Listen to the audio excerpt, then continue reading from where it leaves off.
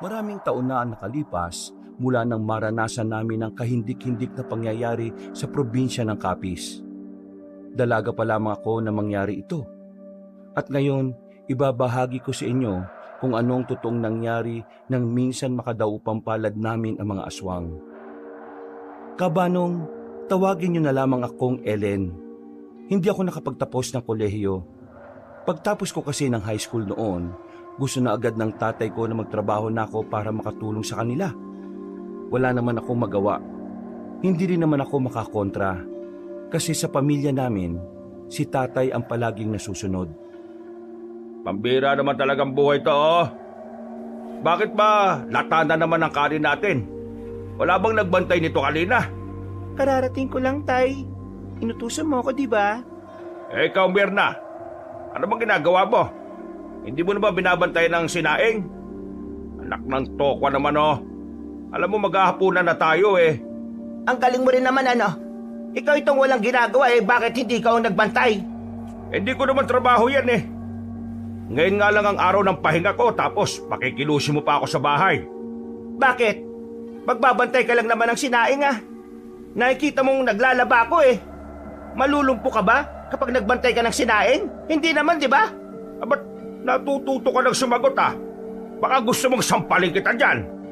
Yan. Sa ganyan ka magaling, ang manakit. Hindi ka naman masasaktan kung maayos kang kausap, eh. Kinakausap ka ng maayos, galit ka na naman. Ako na nga lahat sa gastusin. Hindi rin naman maasahan tong nag-iisa nating anak kasi umaalis-alis pa sa trabaho. Tay, nasabi ko naman sa inyo na bastos ang naging amo ko sa mansyon na yon. Hindi pa ba sapat na dahilan yon para umalis na ako? Anong bastos? Palagi nagdudonasyon sa simbahan yon. Kaya hindi ka panipaniwala yung pinagsasasabi mo na bastos, eh. Baka akala mo lang kasi na binabastos ka kasi gano'n siya makatingin. Gano'n naman talaga makatingin yun, eh. Hindi ako makapaniwala na mas naniniwala pa kayo sa ibang tao kaysa sa sarili niyong anak. Kasi naman, mas mapagkakatiwalaan pa ang ibang tao kaysa sa'yo. Baka nga kaya nawawala mga barya-barya ko rito, kasi kinukuha mo ng hindi ko nalalaman. Hay, Iska! Huwag ka nga mambintang sa anak mo! Yung mga barya mo, inuunti-unti mong ibili ng sigarilyo mo. Matanda ka na, makakalimutin ka na. Nag-iinsulto ka pa, ha? Sige, ano? Ako'y nabubwisit na ako sa'yo, Mirna, ha? Pasalamat ka, maganda ang araw ko. Makalayas na nga rito. Saan ka na naman pupunta? Wala ka ng pakialam doon. Padabog na sinarado ni tatay ang pinto namin. Naglaglagan pa nga ang mga nakasapit doon. Napabuntong hininga na lamang si nanay. Ganun kasi talaga ang ugali ng tatay ko noon pa. Barumbado. At talagang nananakit siya kapag galit. Bata pa lang ako, nakasanayan ko na yun. Madalas nga rin niya akong gulpihin noon kapag may nagagawa akong pagkakamali. Malaking pagkakamali man o maliit. Nay, bakit pa kasi hindi pa natin iwan yang si tatay? Patusin na natin yung alok ni tita sa Maynila. Bahala na yan dito si tatay sa probinsyang ito. Ikaw, huwag ka magsasalita ng ganyan. Ama mo pa rin siya. Kahit na ano mangyari, anak ka pa rin niya. Nay naman, alam mo naman kung anong ginagawa niyo sa inyo. Sinasaktan niya kayo, minumura, pinapayarin sa labas minsan. Hindi ba kayo naawa sa sarili ninyo? Matanda na ako. Wala na akong pakialam sa iisipin ng iba tungkol sa ginagawa sa akin ng tatay mo. Ang mahalaga sa akin ay ikaw. Basta, hindi kanya sinasaktan, ayos lang ako. Pinubugbog nga niya ako dati, di ba? Wala naman kayong magawa. Bata ka pa noon, ano ka ba? Oo nga, bata pa ako noon. Pero hanggang ngayon, dala-dala ko pa rin. Ellen, anak, ama mo siya. Intindihin na lang natin. At saka normal lang naman sa mag-asawa ang laging nag-aaway. Pero hindi normal ang pananakit, Nay. Sana alam mo yun. Alam ko naman yon. Pero hindi ko kaya mawala ang tatay mo. Siya na lang ang pamilya natin. Mga kamag-anak natin tinakwil na tayo. Huminga na lamang ako ng malalim, Kabanong. Kahit na makipagtalo kasi ako sa nanay ko, alam ko namang hindi rin niya ako pakikinggan. Palagi niyang sinasabi na intindihin si tatay. Kahit na ang totoo, madalas naman siyang sinasaktan at binabaliwala ng ama ko. Naiinis ako sa nanay ko pero wala rin naman ako magawa. Ayaw kong umalis na mag-isa at iwan siya sa siraulong haligi ng tahanan namin. Lumipas pa ang mga araw. Mas lalong naging malala ang ugali ng tatay ko. Natuklasan kasi ng nanay ko na si tatay ay merong kinalolokohang dalaga. Hindi naman ito bago sa amin ni nanay. Noon pa man, may pagkababaero na siya.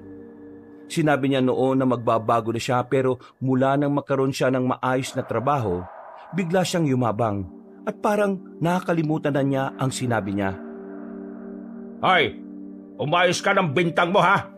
Pinagsasasabi mong nang bababae. Nagtatrabaho ko ng maayos sa factory na yon. Tapos sasabihin mo may babae ako ron? Buwan ka na ba, Mirna? Alam mo, Isko, kilala ko na ang hasang ng kaliskis mo. Kahit itago mo, alam kong ginagawa mo naman talaga. O anong katibayan mo na may babae ako, ha? Marami nagsasabi sa akin. Gusto mong malaman? Itanong mo sa mga katrabaho mo. Nakikinig ka naman sa kanila. Alam mo naman na mga siraulo mga yon. Pero alam din naman natin na siraulo ka rin, hindi ba? Abay, siraulo ka pala, no? Biglang nilapitan ni tatay si nanay nung gabing yon. Hinawakan niya sa pisngi si nanay ng mahigpit. Hindi na ako nakatiis. Lumapit na ako sa kanila at hinawi ng malakas ang kamay ni tatay. Nagulat siya sa ginawa ko dahil hindi niya inakalang maglalakas ako ng loob. Nakikialam ka na ngayon, ha? Hindi na kasi tama ang ginagawa niyo, tay eh. Away ito ng mag-asawa kaya huwag ka makikialam. Parte din naman ako ng pamilyang to ah. Bakit hindi ako pwedeng makialam? Dahil anak lang kita at wala kang alam kung ano. Di ikaw ang palaging may alam. The best ka eh. Pabalang ka pang magsalita ngayon, ha? Isang malakas na sampal ang tinanggap ko mula kay tatay nung oras na yon, kabanong. Napaupo pa ako sa sahig. Agad naman akong nilapitan ni nanay at tinulungan tumayo. Wala man lang naramdaman na konsensya ang tatay ko noon. Siya pa ang galit. Pero alam ko na ginagawa niya yon para maibang usapan at mali sa pambababae niya. Sumusobra ka na, Isko ah. Pati anak natin sinasaktan mo na.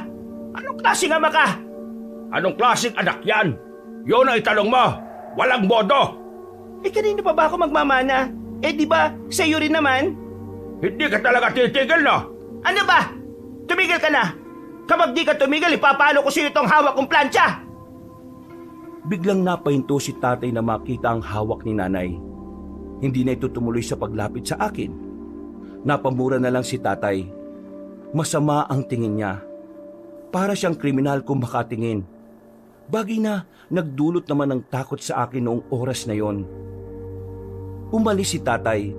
Nakahinga naman kami ng maluwag ni nanay. Nakita kong nangingilid na ang luha niya.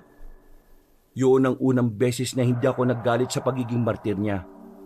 Alam ko na noong mga sandaling yon, mas nasasaktan din siya sa nangyayari.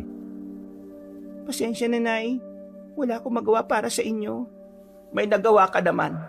Salamat kasi pinagtanggol mo ako. Pero anak, ayaw kitang nasasaktan. Kaya hanggat maaari hayaan mo na lang ako. Kung talagang ayaw mo ako masaktan, gumawa tayo ng ibang paraan. Hindi habang buhay kailangan kitang hayaan, Nay. Bumuntong hininga na lamang siya. Alam kong hindi niya pa rin naman ako pakikinggan. Kaya hindi ko na lang din muna ipinilit. Nang maging kalmado na ang sitwasyon, nagsimula na ring magluto ng makakain si nanay. Ako naman ay pinalabas niya muna at babalik na lang kapag malamig na ang ulo ng tatay ko. Wala pa naman akong gagawin noon kaya pinuntahan ko na lang muna ang kaibigan ko, si Enteng. Mga bata pa lang kami ay makakilala na kami. Kaya naman sa tuwing may nangyayaring hindi maganda sa bahay, siya lagi ang pinupuntahan ko. Oh, nandito ka na naman. Sarado na kami. Ano, ulaan ko. Problema sa bahay, no? Sige, lakasan mo pa nang marinig ng buong mundo. Yun naman ang sungit. Ano na naman ba nangyari? Ano pa ba? Di naging siraulo na naman ang tatay ko. Nasampal ako ng malakas kanina. Inawat ko kasi sila ni nanay eh. Nalaman kasi ni nanay na may nilalanding babae si tatay. Ay nako, yan talagang si Mang Isko oh. Kung kailan lumanta, saka lumandi. Kaya anong sabi ng nanay mo? Wala. Wala siyang sinabi tungkol doon. Inaway niya si tatay pero wala man lang siyang gagawing aksyon. Sabi ko nga umalis na kami. Wala. Nga. Walang say. Minsan, hindi rin talaga natin maintindihan yung mga taong nagmamahal no? Kahit nahihirapan na, sige pa rin. Hindi na pagmamalang tawag kung sinasaktan ka na ng taong mahal mo. Kung nananatili ka pa rin sa kabila ng mga masasamang pangyayari, ang tawag doon ay katangahan. Eh di sinasabi mong tanga si Aling Mirna. Sumbong kita dyan. Seryoso ko, Enteng. Mukha ba ako nakikipagbiruan? Joke lang, napatawa lang naman kita eh. Pwes, hindi ka nakakatawa. O sige, seryoso na. Pero Ellen, ingat-ingat niyang tatay mo sa mga babae, lalong-lalo na ngayon. O bakit? Anong meron? Hindi mo pa pala nababalitaan yung kumakalat na kwento sa bayan? Di ba doon nagtatrabaho ang tatay mo? Eh ano nga? Magtatanong ba ako kung alam ko? Eh base sa naririnig kong kwento, may babae raw na aswang na gumagala sa bayan. Hindi naman sinabing nang bibiktima pero ang sabi ng iba, maganda raw yung babae, maputi. Inaalala ko lang, baka makatagpo ng tatay mo yun. Isa na nga makatagpo niya para mabawasan naman yung mga siraulot babaerong tao sa mundo. Uy, masama yan ha. Anong masama? Yung pinagdarasal mo na mapahamak ang iba. Mas masama yung nananakit siya ng anak at asawa. Hindi mo ko maintindihan, Enteng. O na, di na kita ko kontrahin. Baka mamaya tayo pa mag-away. Pero totoo ba talaga na may aswang na gumagala sa bayan? Hindi ko alam kung totoo. Kwento-kwento pa lang. Pero marami ng tao sa bayan ang nababahala dun eh. Baka malay mo, totoo. Maniniwala ako sa aswang kapag nakita ko na. O sige na, aalis na ako. Baka hinahanap na ako ni nanay. O siya, sige. Ingat ka rin sa aswang ha. Ewan ko sa'yo. Napapailing na lamang ako kabanong habang naglalakad pabalik ng bahay namin. Pag uwi ko, naabutan kong nakahain na ang pagkain. Nandun na rin si tatay, tahimik, kalmado at hindi na rin nakasimangot. Lumamig na rin ang ulo niya. Makalipas pa ang ilang araw, paulit-ulit lang ang nangyayari.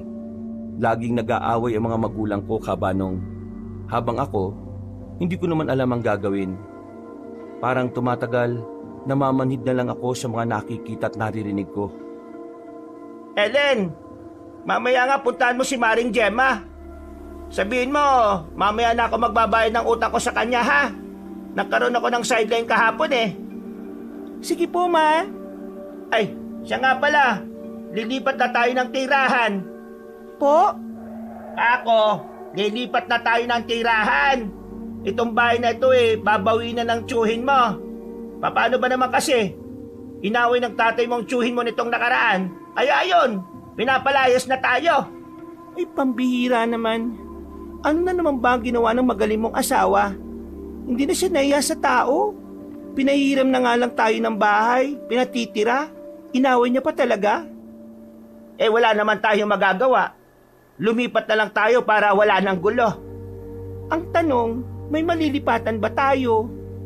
Meron naman. May nahanap na ang tatay mo. Ang kaso nga lang medyo malayo dito. Mula rito sasakay ka pa ng tricycle. Nung umagang yun ay konsumido ako. Hindi ko kasi talaga kayang iwan ang lugar na kinalakihan ko. Naroon na kasi lahat ng mga kinasanayan ko. Pati na rin ang mga taong naging kaibigan ko na rin. Mabilis na lumipas sa mga araw. Dumating na rin ang oras na kailangan na naming maghakot. Dahil wala si tatay, nagpatulong na lang ako kay Enteng. Meron din naman kasi silang maliit na truck na pwedeng pagkargahan ng mga gamit namin. Sigurado na ba talagang aalis na kayo? Hindi na talaga magbabago isip ng airpat mo? Hindi na. Paano magbabago? Pinapalayas na nga kami rito.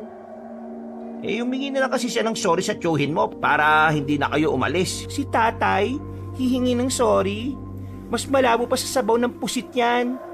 O sige na, isampan na natin itong mga gamit para makaalis na rin tayo. Sige, basta turo mo na lang sa amin kung saan ha. Si nanay ang nakakalam eh. Hindi pa rin kasi ako nakakapunta ron. Ay, siya nga pala. Ito nga pala pinsan ko, si Balong. Siya ang magmamaneho nitong truck. Hi, maganda umaga.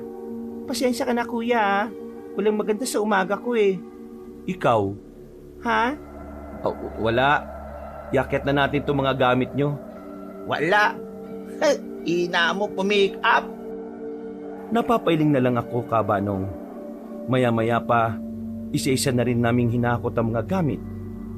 Hindi naman karamihan yung kaya agad na rin kaming nakatapos. Bago mag alas 10, bumiyahin na rin kami. Mga kalahating oras lang, narating na rin namin ang sinasabi ni nanay na magiging bagong bahay namin. Nagsalubong agad ang kilay ko. Unang tingin ko pa lang, alam ko nang mabuburyo ako doon. Nakita ko kasi yung mismong bahay lang namin yung nakatirik doon. Maayos naman yung bahay, gawa na sa bato at may ikalawang palapag. Meron ding bakuran na maayos naman. Ang problema ko lang talaga, wala man lang kaming kapitbahay. Wala rin kahit na anong tindahan sa paligid. Ma, seryoso bang dito tayo titira? Ay bakit? Ayaw mo ba? Di hamak na mas maganda ito kaysa sa pinanggalingan natin. Yari na ito sa bato, itong bahay na ito. At tingnan mo naman ang bakuran. Pwedeng lagyan ng mga pananim na gulay. Mura lang ang kuha ng tatay mo rito. Bahay raw ito ng kakilala niya eh. Kaysa nakatenga lang dyan, pinaupahan nila para magamit. Nay, wala man lang tayong kapitbahay dito oh. Tayo lang ata nakatira dito eh. Mas maganda nga yan. Mas payapa buhay natin dito. Aling Mirna, paano kayo bibili ng mga pangangailangan nyo rito? Ang sabi naman ni Isko, may mga kabahayan din sa gawing yan. 10 minutong lakaran lang. Doon, pwedeng makabili. Yun naman pala eh. Nakakaburyong ang ganitong lugar. Wala man lang makausap na tao dito. Ayoko rito, Nay. Sa iba na lang tayo. Hayaan na lang natin si tatay na tumirang mag-isa rito. Ellen, anak, alam mo naman na hindi natin pwedeng gawin yon, di ba? Sige na anak, Makisama ka na lang. Gusto ko na lang namang makalayo sa lugar natin dahil puro na lang chismis ang naririnig ko. Na background check nyo naman po muna itong area bago nyo nilipatan? Anong background check? Aling Mirna, yun po yung aalamin nyo muna kung anong meron sa lugar na ito. Kung ayos lang ba? Kung ligtas ba to para sa inyo? Ganong bagay po. Sabi naman ni Isko ayos naman daw dito. at kay tatay ka pa talaga naniwala? Nung mga sandaling yon ay wala na rin naman akong nagawa. Kesa makipagtalo pa sa nanay ko na alam kong wala rin naman pakikinggan sa sinasabi ko, binuhat at binaba na lang namin ang mga gamit namin. Ilang minuto lang ay naipasok na rin namin yon sa bahay namin. Tinulungan kami na magpinsan na magsalansan at magayos ng mga gamit namin. Tanghali na nang matapos kami. Doon na rin namin pinagtanghalian ng dalawa. Habang kumakain kami, nakita naming may napadaan na babaeng maganda sa labas. Sobrang puti, matangkad. Aminado kong mas maganda pa siya kesa sa akin. Napaka-amo rin ang mukha niya. May daladala siyang balde. Basta talaga magandang babae, ganyan ang tingin nyo, no? Parang mababali ang lig nyo kakatanaw. Ayun lang kasi ako nakakita ng ganong klase ng mukha, no? Sobrang ganda eh. Parang sobrang perpekto niya. Gusto mo bang tanungin ko pa ang pangalan niya para sa'yo? Sige, gusto ko yan. Si Raulo. Napapailing na lamang ako, Kabanong. Inubos ko na lang ang kinakain ko. Pagkatapos ay hinatid ko na ang dalawa sa labas. Kailangan na rin kasi nilang umuwi noon dahil hiniram lang din nila ang truck sa tiyo nila. O paano? Una na kami. Maraming salamat talaga ha. Babawi ako sa inyo sa susunod na araw. Hindi na kailangan. Bukal naman sa puso namin ang ginawa namin eh. Ngumiti lang ako sa kanila. Kumuway pa sila sa akin bago sila tuluyang umalis. Napatingin ako sa paligid. Napapailing ako sa ideyang magiging kabagot-bagot ang buhay namin doon. Mabilis na lumipas ang mga oras. Sumapit na rin ang gabi. Kaming dalawa pa lang din ni nanay sa bahay. Hindi pa nakakauwi si tatay noong mga oras na yon. Madilim na sa paligid namin. parang nakakabingi ang katahimikan. Ang mga huni ng kuliglig ay parang hindi kapayapaan ang inihahatid sa amin. Para kung binabagabag sa hindi malamang dahilan. Nay, sigurado bang alam ni tatay ang daan papunta rito? Oo naman. Siya nga ang nagturo nito sa akin eh. Nay, hindi ka ba natatakot sa lugar na ito?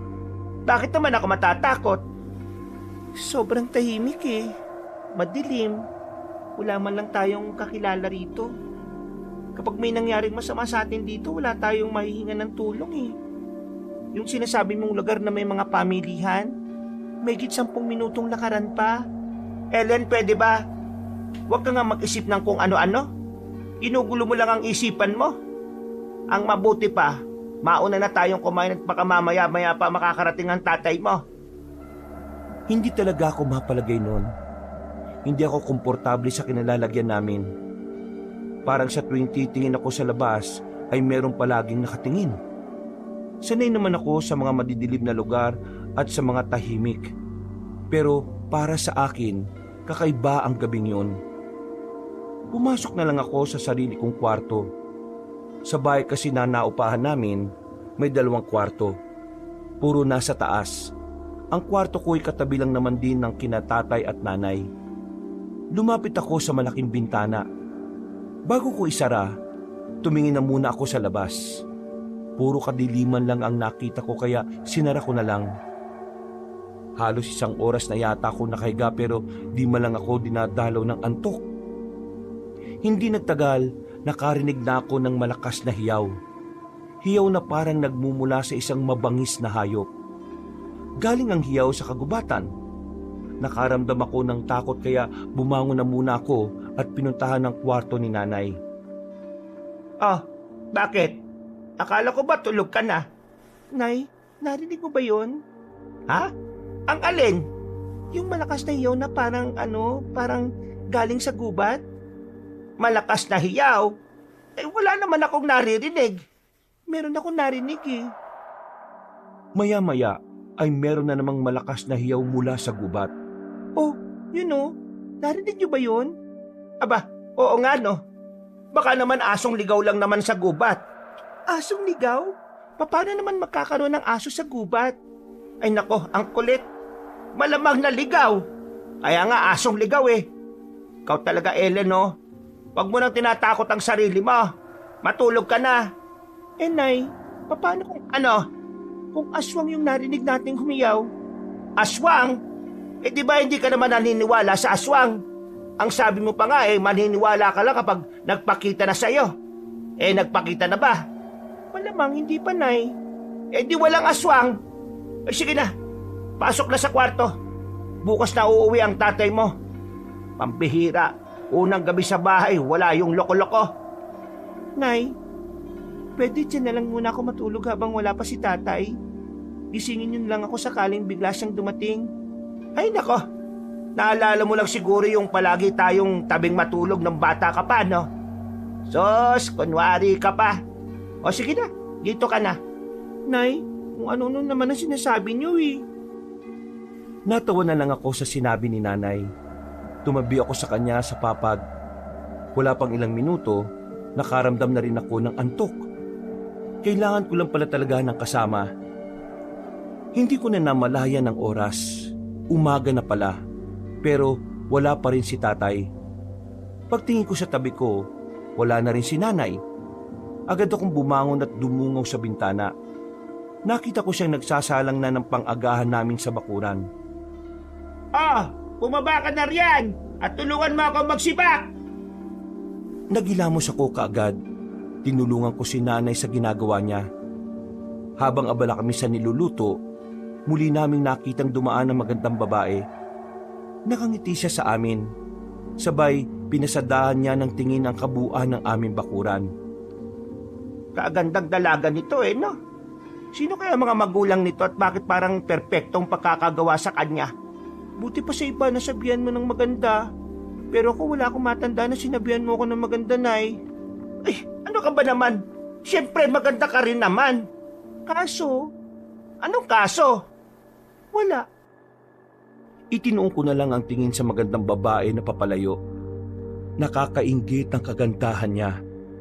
Naiintindihan ko na kung bakit halos mabali na ang liig ni Enteng kakatingin sa babaeng yon. Sumapit ang tanghali. Sa wakas ay dumating na rin ang magaling kong tatay. May dala siyang plastik na may laman na ulam. Buong akala namin ay pasalubong yun sa amin. Yung pala ay para sa kanya lang. Lechong manok to, pakitabi na muna. Kakainin ko yung mamaya paggising ko, ha? Matutulog ka kagad? Eh ano bang gusto mong gawin ko? Tumambling, sumayaw. Ang ibig kong sabihin, wala ka man lang bang sasabihin kung saan ka galing? Hindi mo kami inuwian nung unang gabi dito sa bagong bahay na ito. Eh nagpunta lang ako sa tropa. Nagkakwentuhan. Napainom ng konti. Ay naku, sinungaling ka talaga kahit na kailan. Ano yung pantal sa liig mo? Eh baka kagat lang ng langgam. Nabubuang ka na naman ano? Tay, alam ni nanay na chikinini yan. Kaya dapat aminin mo na lang. Ah, nakikisabat ka na naman. Gusto mo na naman yata masaktan eh. Hindi na lang ako nagsalita ulit, Kabanong. Gumising na lang ako at itinuon ang atensyon sa paghuhugas ng plato. Pinakikinggan ko lang silang dalawa. Alam ko kasi na anumang oras, sisiklab na naman ang away nila. Eh nako, tigil-tigilan mo na ako, Mirna, ha? Pagod ako.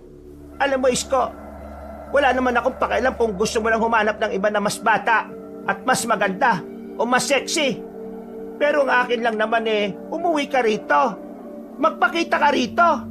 Lalo na ngayon na bago lang tayo rito. Eh napainom nga ako. Alam nga namang umuwi ako ng lasing, di napaano ako sa daan. Nag-iisip ka ba talaga? Eh di sana nagsabi ka man lang na hindi ka uuwi. Ano nga ako magsasabi? May cellphone ba ako? Ano gusto mo? Utusan ko yung manok na lumipad para magdala ng mensahe sa'yo, ganon? Ay nako, pilosopo. Matutulog na ako. Mambabae ka lang hanggat gusto mo. Basta magbigay ka ng panggastos dito sa bahay. Hindi na siya pinansin ni tatay at umakyat na lang sa taas. Sandali ko naman binitiwan ang ginagawa ko at agad na lumapit sa nanay ko. Nag-init kasi ang ulo ko sa mga narinig ko. Nay, seryoso ka ba sa mga sinasabi mo? Marami ako sinabi, alin ba doon? Naayos lang mambabae si tatay basta magbibigay siya ng pera? Anong klaseng pag-iisip yan? Ellen, matanda na ako. At kahit matanda na rin ang tatay mo, meron pa rin siyang pangangailangan bilang lalaki. Kung hindi ko na siya mapapasaya dahil di ko na mabibigay ang gusto niya, hahayaan ko na siyang makuha yun sa iba. Nay naman, sinasaktan yung sarili niyo Ellen, anak, ayos lang ako. Kagaya nga na sinabi ko, matanda na ako. Hindi na ganong malaga sa akin ang pagmamahal ng tatay mo. Ang iniisip ko na lang ngayon ay tayo. Oo, ayos lang sa akin. Bahala siyang mambabae. Basta yung obligasyon niya sa pamilyang ito ay gagawin niya. Nay, hindi ako makapaniwala sa iyo. Pasensya na sa sasabihin ko, Nay, pero nagpapakatanga ka na Hindi ko na natiis ang sinabi ko, Kabanong. Agad na rin akong bumalik sa kusina para ipagpatuloy ang hinuhugasan ko. Pero may sinabi pa si nanay na talagang kumurot sa damdamin ko. Wala na akong kakayahan sa ngayon na itaguyod ang pamilya natin kung dalawa lang tayo. Kaya kung pagpapakatanga lang ang paraan para makasalba araw-araw, titiisin ko muna yun hanggang sa umayo na ang panahon sa atin. Huwag ka mag-alala. Kapag nagkaroon na ako ng pera, aalis din tayo rito. Sa ngayon, kailangan ko munang magpakatanga para mabuhay tayo. Dahil sa sinabing yun ni nanay, kinahaponan ay naisipan kong maghanap na ulit ng mapapasukang trabaho. Gusto ko na kasing umalis sa poder ng tatay ko. At magagawa ko lang yun kung may sapat na pera kami para humiwalay. Sandali kong iniwan ang nanay ko sa bahay namin. Bumalik ako sa dating lugar namin at hinanap si Enteng. Papatusin ko na rin ang trabahong inaalok niya noon. Uy, Enteng! Uy, long time no see Buang, magkasama lang tayo kahapon. Yung ano pala, pwede ba akong sumama sa trabaho mo? Kailangan ko kasi ng pera para makaalis na kami ni nanay Papasok ka sa trabaho ko? Pwede bang lumabas? Sus, piloso po tong babae na to, oh. Ano nga kasi, pwede ba o hindi? Kaya mo bang maghalo ng simento? Halo ng simento, gawain ng lalaki yun eh. Yun ang trabaho ko eh. Sabi mo, papasok ka. Yan ba yung sinasabi mo nung nakaraan? Yung pagpapakain sa farm ni Sir Jayat. Wala na ako ron. Nakalimutan kong pakainin yung pabo niya. Ayun, kinagabihan na namlay. Buti hindi namatay. Kaya sinisanti ako. Pambira naman tong tao na to, oh. Wala rin. Gusto mo ng trabaho? Kausapin mo si Balong. Hindi naman kasi kami close nun eh. Ikaw na. Ikaw na. Ikaw papasok eh. Trabaho ba? Farm din. May farm sila Balong. May kaya rin kasi sa buhay yun eh. Ang gagawin mo lang doon, papakainin mo yung mga baboy, kambing at baka. Madali lang naman. Di ba sabi mo, dati malapit ka sa mga hayop? Kaya alam kong kaya mo yun. Malapit ako sa mga hayop. Kaya nga, close tayo eh. Uy, buwang talaga to. Nasan ba si Balong? Di punta mo sa bahay. Andun, patambay-tambay lang. O sige na, bumalik ka na sa ginagawa mo. Baka masisanti ka pa ulit. Tinapi ko na lang si Enteng sa balikat. Pagdating ko sa bahay nila Enteng, ay kagad ko rin namang nakausap si Balong. Saktong kailangan pala talaga nila ng isang tao para sa farm nila. Isinama niya ako kaagad sa kanila. Hindi naman yung kalayuan sa baryo kaya nakarating din kami kaagad. Malawak ang kanilang farm. Sa labas pa lang ay maririnig na ang iba't ibang hayop na parang nanghihikayat na pakainin sila. Kapag ganyan ang ingay ng mga hayop, ibig sabihin gutom na yan. Ang kain kasi nila alas 6 ng umaga, alas 12 ng tanghali, tapos ngayong alas 4. Bakit alas 4 ng hapon? Di ba dapat alas 6 din? Para tiga-6 na oras ang pagitan? Hindi sila pwedeng pakainit kapag maggagabi na. Maga kasi ang tulog ng mga alaga namin dito. Bawal sila mapakain kapag matutulog na sila. Yung iba kasi hindi natutunawan eh. May namatay na kaming kambing na ganun ang nangyari. Kaya dapat 2 oras bago ang pahinga nila, saka sila pinapakain. Ituturo ko naman sa iyo lahat ng mga dapat mong malaman dito. Alam ko naman na madali mo lang makakabisado mga yon. O tara, pasok na tayo. Ililibot kita sa farm. Maraming salamat ah. Kailangan ko kasi talaga ng pera ngayon eh. Nakwento naman siguro sa'yo ng pinsan mo ang dahilan. Oo. Alam ko yun. Kaya nga gusto rin kitang tulungan eh. Ay, siya nga pala. May mga oras na ginagabi na ang mga tao namin dito ha. Ayos lang ba sa'yo yon? Oo naman, hanggat may masasakyan pa uwi. Walang problema sa sasakyan. Ang iniisip ko kakayanin mo ba yung nervyos? Nervyos? Bakit? Para saan ang nervyos? Sa atin na lang muna to ha. Huwag ka na munang maingay sa iba. Nitong mga nakaraan kasi, pinipirwisyo kami ng aswang. Ng alin? Aswang. Aswang?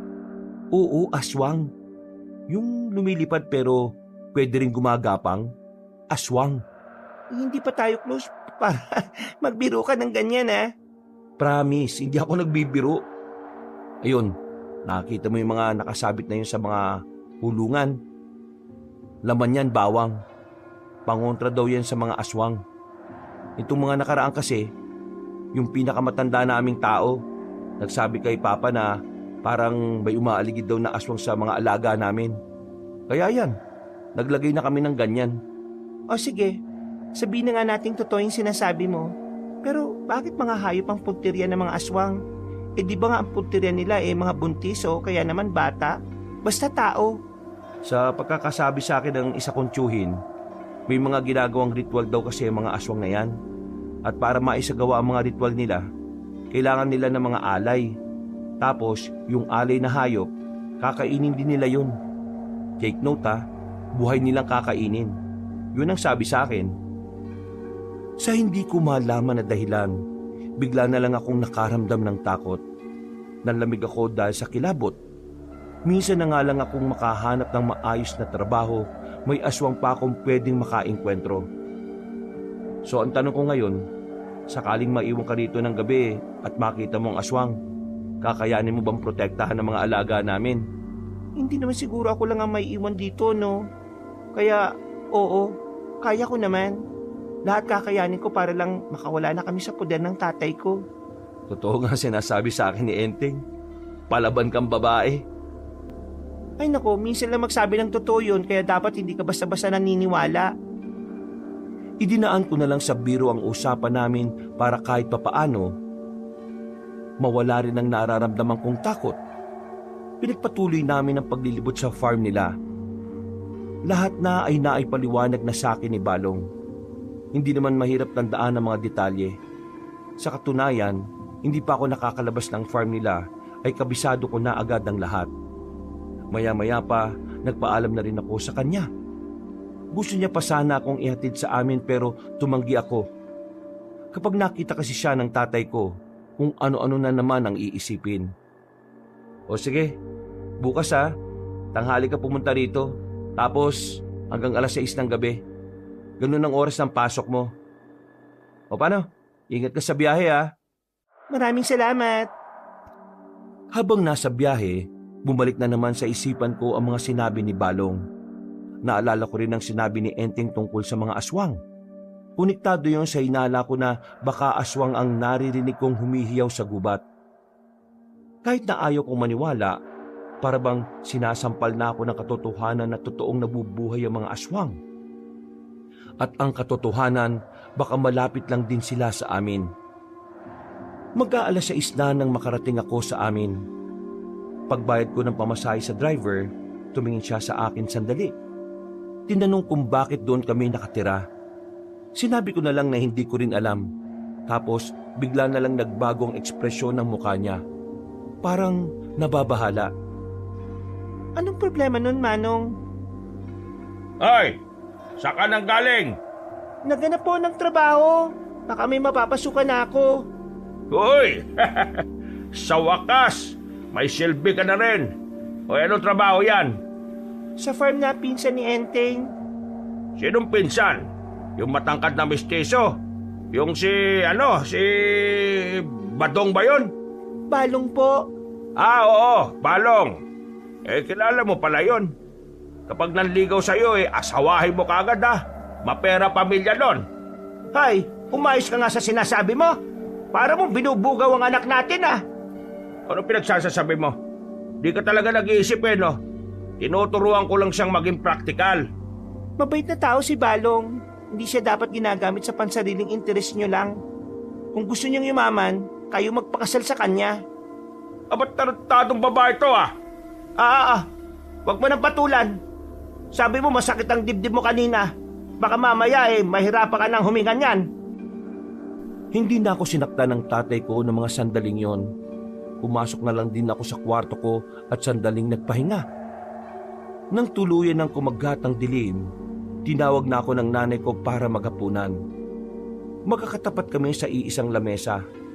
Kahit iritang-irita ako sa mukha ng tatay ko, wala akong magagawa kundi ang makasama siya sa hapagkainan. Mula sa kinauupuan ko, naamoy ko pa ang pabango na pambabae mula sa kanya. Halatang halata na bago umuwi, may nilalandi munang iba. Naging mabilis ang mga araw. Unti-unti na akong nasasanay sa pagtatrabaho sa farm nila Balong. Masasabi kong wala naman akong naging problema doon. Sa katunayan, mas masaya pa ako kapag naroon ako kesa sa bahay. Ang tatay ko kasi, nahuli ko nung nakaraan na may kasamang ibang babae. Parang kaedad ko lang. Akbay-akbay niya pa at ang tawagan pa nila ay honey.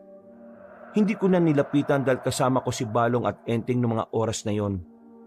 Sinubukan ko na lang magpatay mali siya at itinoon na lang ang atensyon kung papaano makakaipon ng pera.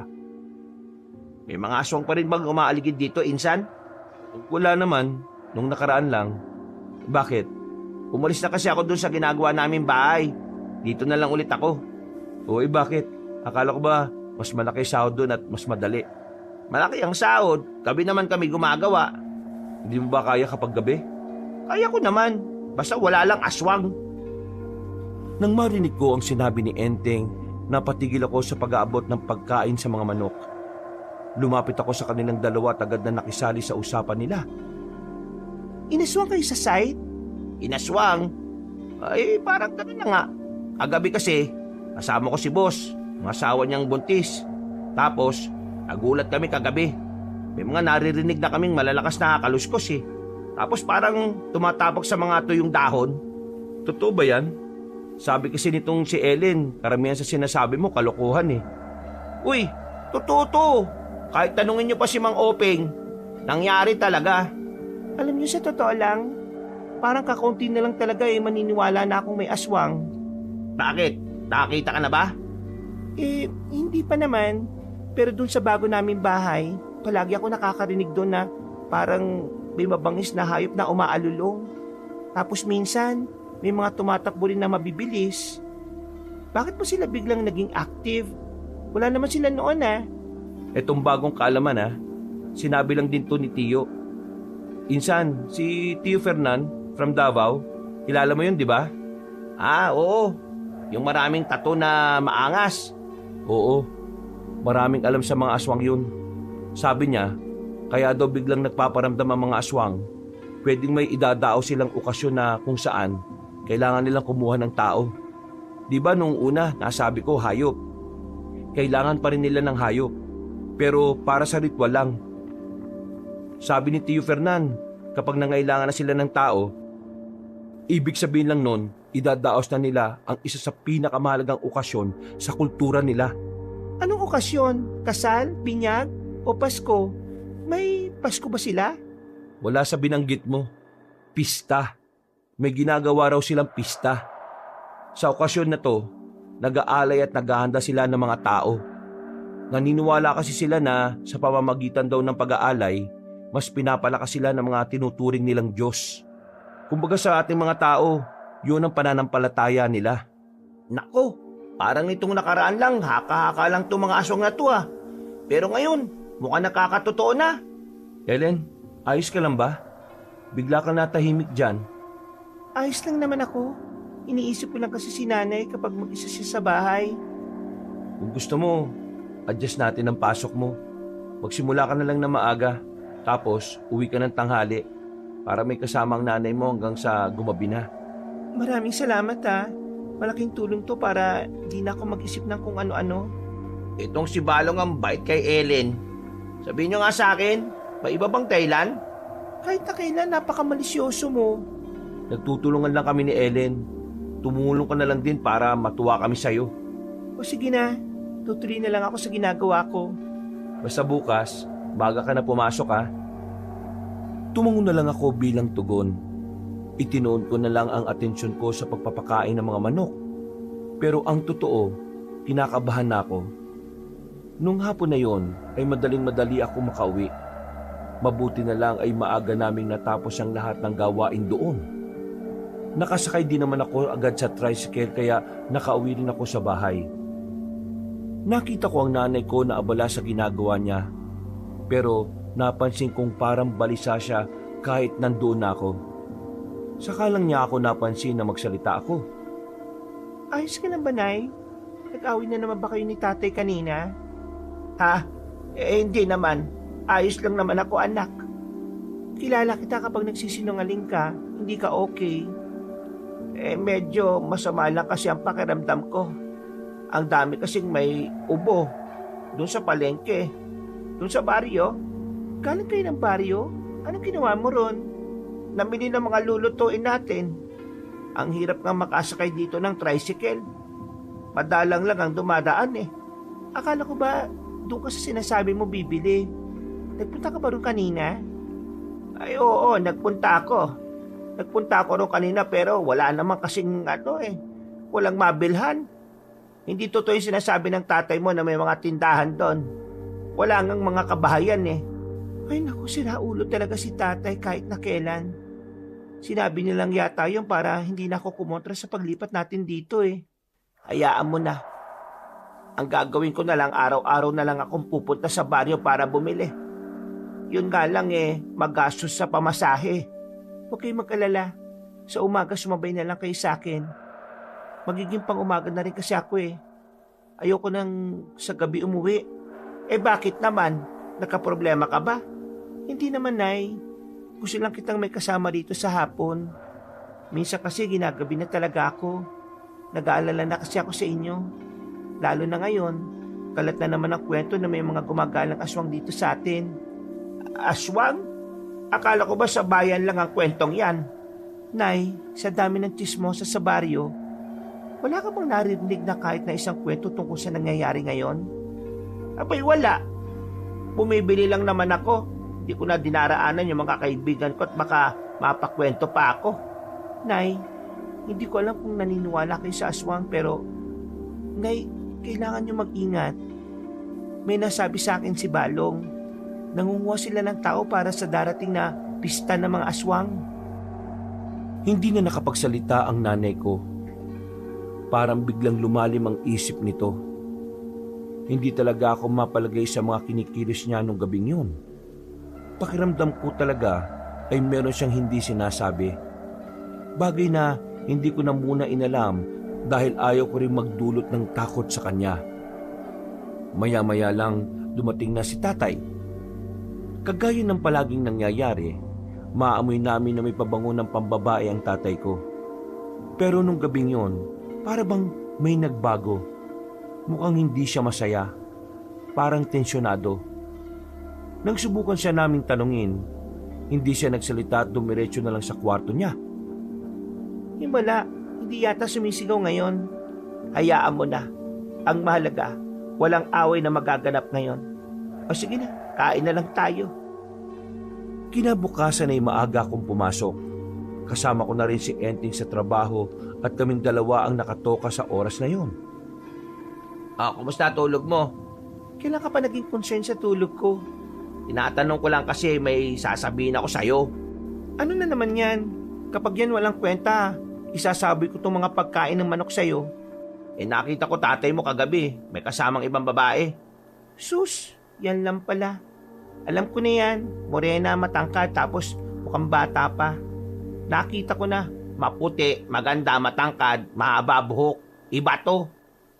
Iba? Namukaan mo? Oo. Kung natatandaan mo yung magandang babae na dumadaan sa harap ng bakuran nyo, siya yun. Ano? Paano nangyari yun? Yun nga kinagulat ko eh. Paano nakuha ni Mang Isko yung ganong klase ng babae? Kung ako yung babae, di ako papatol sa tatay mo, no?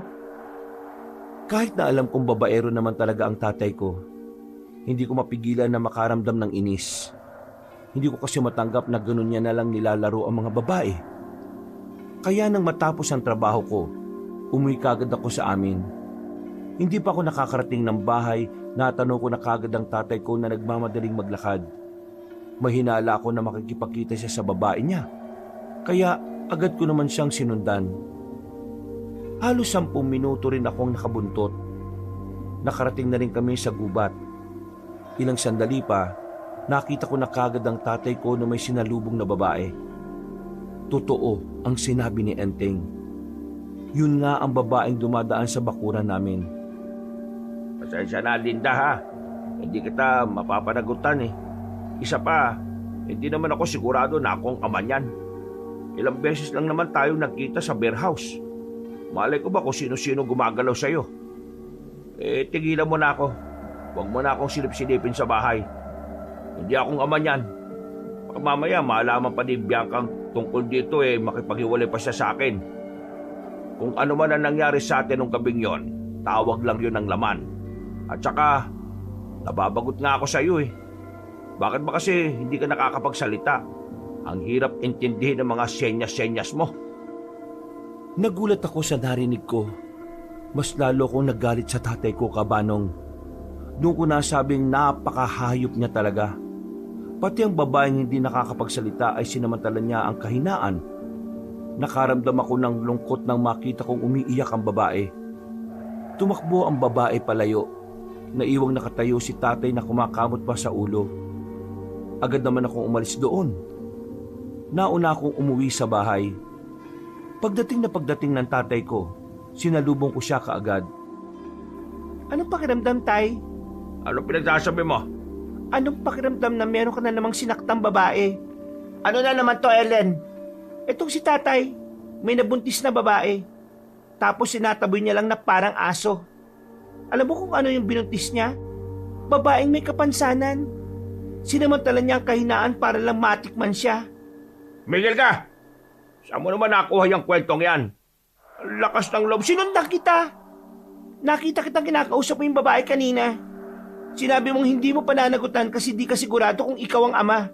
At pinamukha mo pa na yung Bianca lang ang priority mo. Totoo bang nakabuntis ka, Iska? Huwag mo nang itanggi. Huling-huli ka na. Huminga ng malalim si tatay. Halatang nagpipigil lang siya ng galit niya. Naramdaman niya siguro na hindi ko na rin siya titigilan kaya hindi na rin siya nagkaila pa. Totoo yun. Ano naman ngayon? Ha? Ano naman ngayon kung nakabuntis ako ng iba? Di ba nga ang sabi nitong nanay mo wala na siyang pakialam sa pambababae ko? Basta nagbibigay ako ng pera ayos na yun, hindi ba? Pero ibang usapan na kung meron kang binuntis at meron kang sinirang buhay. Isko naman, ano pang ginagawa mo? Paano kung magalit ang pamilya nun? Paano kung balikan ka nun at madamay naman kami ng anak mo? Nag-iisip ka ba talaga? Hindi naman nag-iisip kasi kahit kailan, wala namang pakialam sa atin yan Puro kamanyakan lang ang alam yan. Hoy, patabil na yung dila mo ha!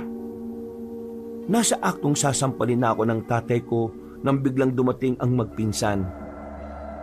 Nahawakan ni Balong ang kamay ni tatay kaya hindi niya naituloy ang gagawin niya. Huwag kang makialam dito. Away na magpapamilya to. Lumayas kayo! Hindi lang po kami basta nakikialam. Ginagawa namin ang tama. At ang mali, hindi po kayo dapat nananakit ng babae. Lalo na kung anak o asawa nyo. Bilib sana ako sa iyo Kaso wala ka rin palang modo. Kagaya nitong pinsan mong ito. Uy, inadamay niyo pa ako, Mang Isko ha? Nandito lang kami para ihatid itong unang sahod mo, Ellen. Nakalimutan mo kasi yatang bumalik kanina Pag-abot sa akin ni Balong ng sobre, parang nagningning ang mga mata ni tatay. Pero nawala ang ngiti niya nang makitang binulsa ko yun. Hindi namin intensyon na makialam sa problema niyo bilang pamilya. Pero bilang kaibigan ni Ellen at nakita namin ang nangyayari, hindi po kami mananahimik at hahayaan na lang nang mangyari ang mali. Kaya pasensya na ho kung nakialam kami. Pero hindi po kami magsisisi sa ginawa namin, Mang Isko. Hindi pagiging tunay na lalaki ang ginagawa niyo Dahil ang tunay na lalaki, may pagpapahalaga sa kababaihan. At higit sa lahat, may pananagutan sa mga desisyon na ginagawa niya. Ay, wag mo kong pangaralan ha. Mas marami akong karanasan sa iyo, Utoy. Marami ka pang kakainin bigas. Huwag kang bida-bida. Natigil ang pagtatalong yon na makarinig na kami ng malakas na hiyaw na galing sa kagubatan. Sabay-sabay kaming napalingon. Hindi ko na namalaya na unti-unti na palang tumatayo ang mga balahibo ko. Ellen, ito na ba yung sinasabi mo? Oo, ito na yon. Ellen, Aling Mirna, mas maganda po siguro kung sasama po muna kayo sa amin. Bakit? Ano ba nangyayari?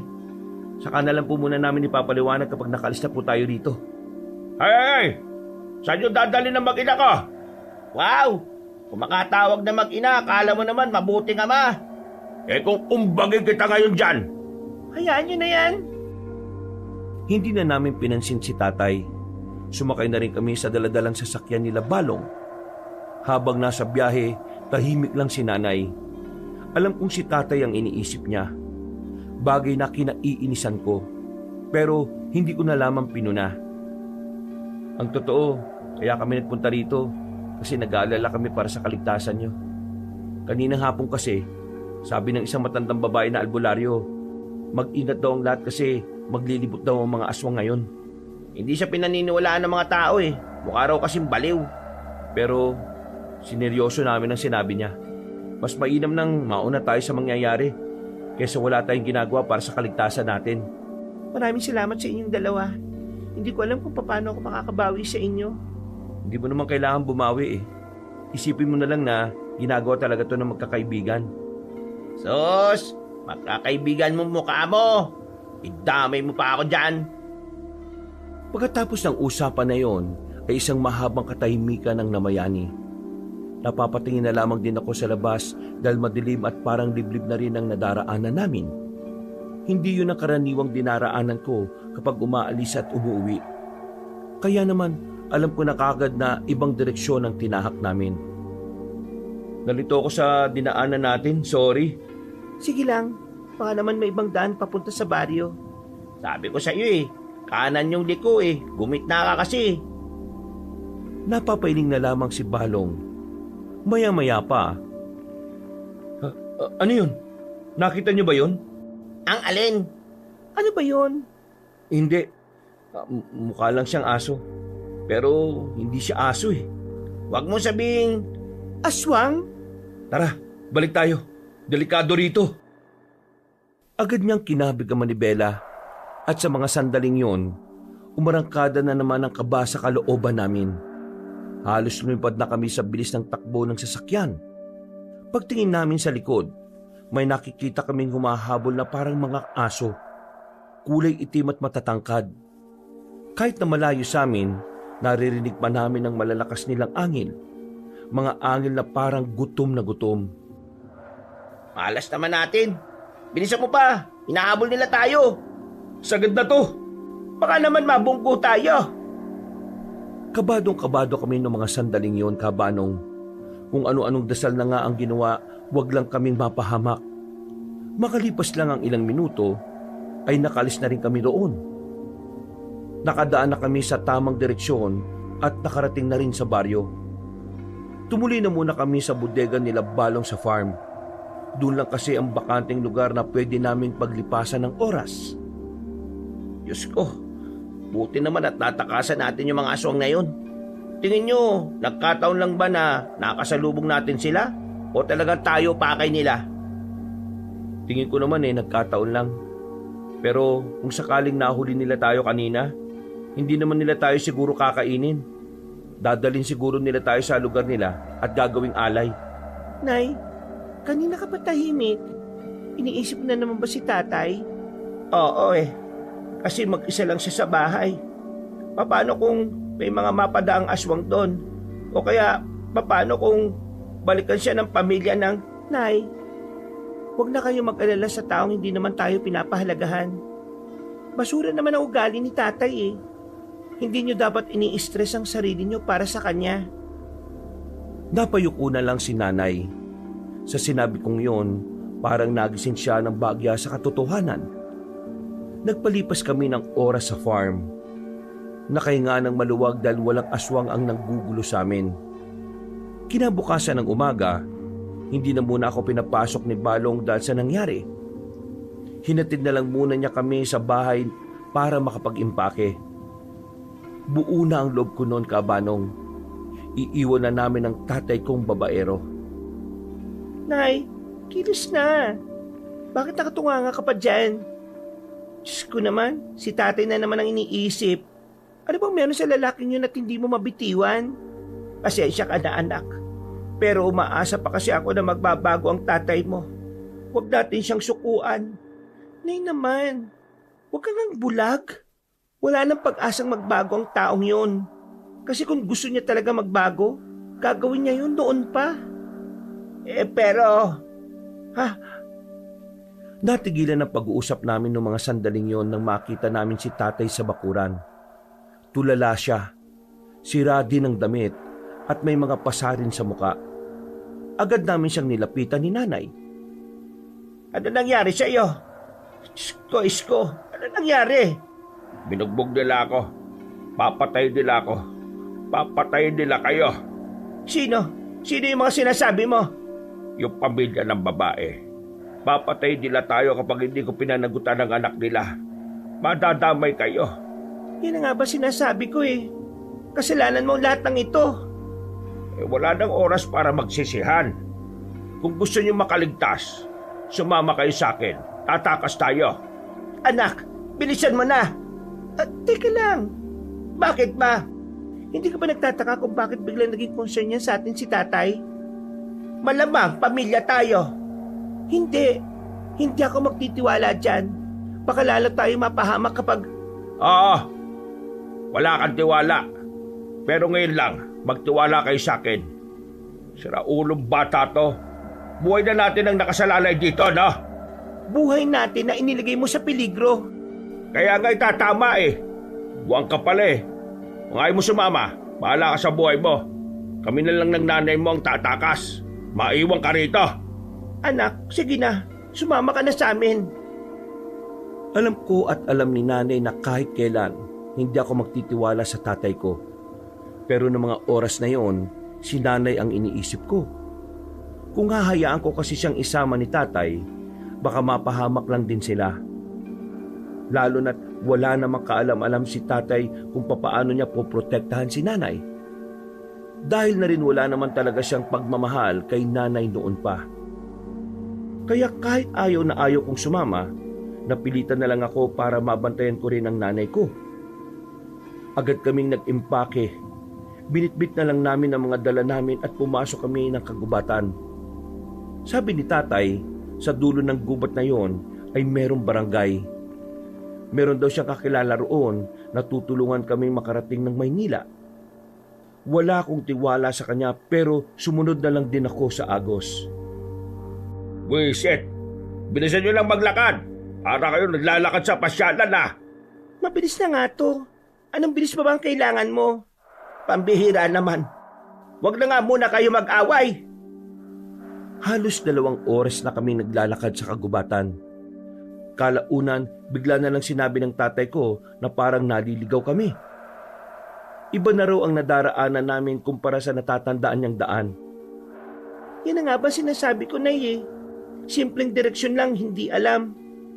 Ganito nangyayari kapag nagtitiwala tayo sa wala ring alam kung hindi man babae lang. Malahimik ka dyan ha. Sinusubukan kong maalala ang daan kaya wag mo kong guluhin. Sige na. Isipin mo na lang maigi kung saan ang tamang daan, Isko. Hindi tayo pa pwedeng abutin ng gabi rito. Manahimik muna kasi kayo. Di ako makapag-isip ng maayos eh.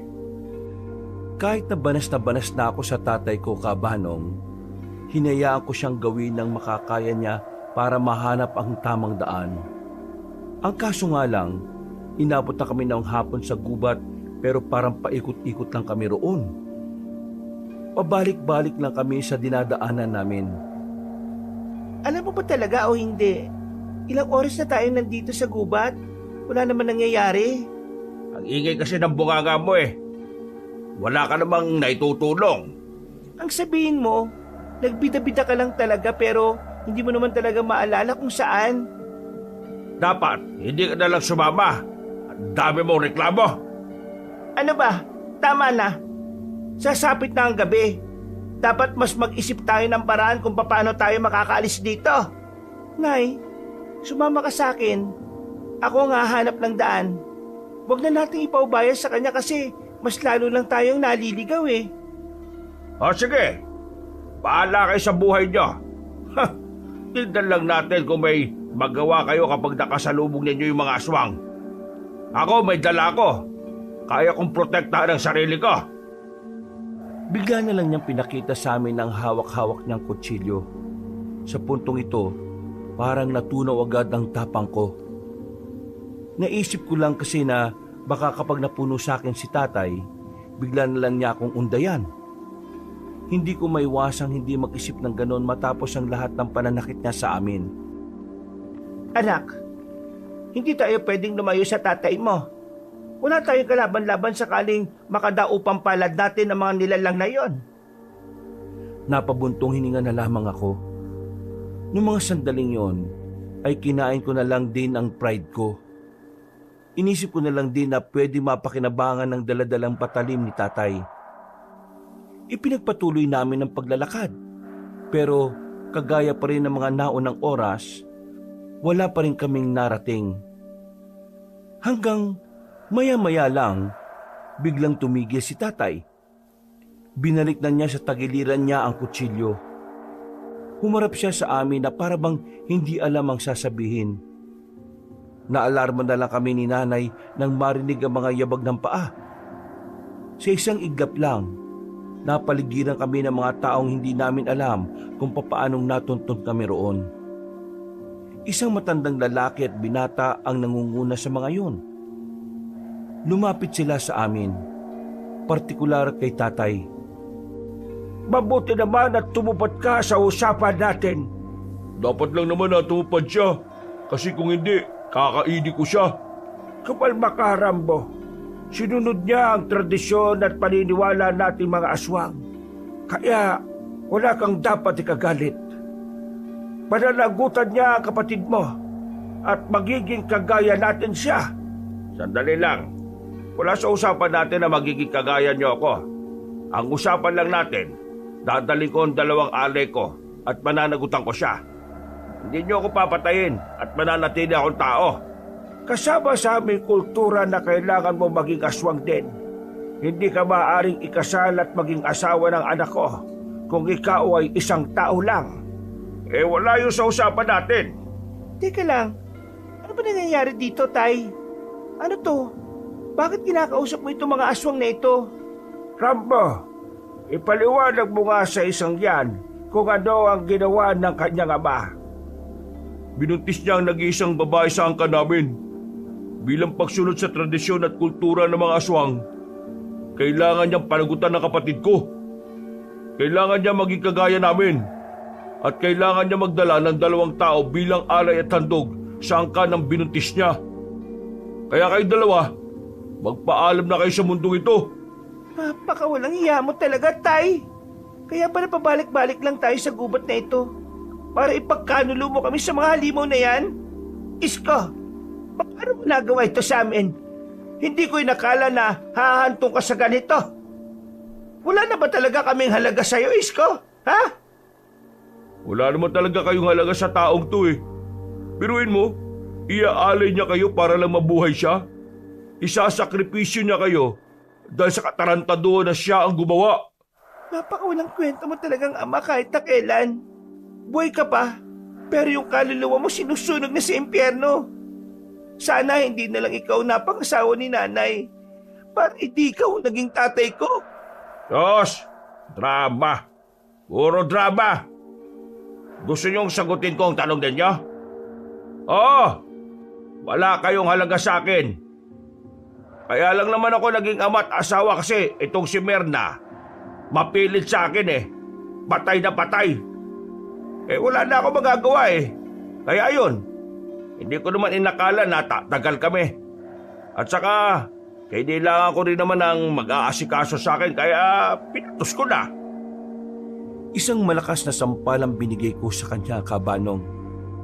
Sa lakas ng sampal ko, ay muntikan pa siyang matumba. Nasalo siya na matandang aswang sa gilid niya. Gulat na gulat siya sa ginawa ko. Suktulan na kasi talaga ang galit ko noon. Hindi ko matanggap na ganun lang pala ang tingin niya kay nanay. Sasampalin ko pa sana siya uli pero inawat na ako ng lalaking aswang. Nahawakan niya ang kamay ko. Naramdaman ko naman kung gaano kalamig ang kanyang palad. Tama na! Pare-pareho lang kayo madadrama. Sige, dali na ang 3 yan. Teka.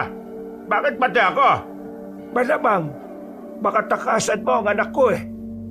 Tingin mo ba pag nagbigay ka ng 2 tao matatapos na ang atraso mo? Hindi. Kailangan mo maging isa sa amin. Teka, sandali lang. Wala na kaming nagawa ng sapilitan na kaming dakpin. Kahit na anong sigaw ko ay walang nakakarinig sa amin para tulungan kami.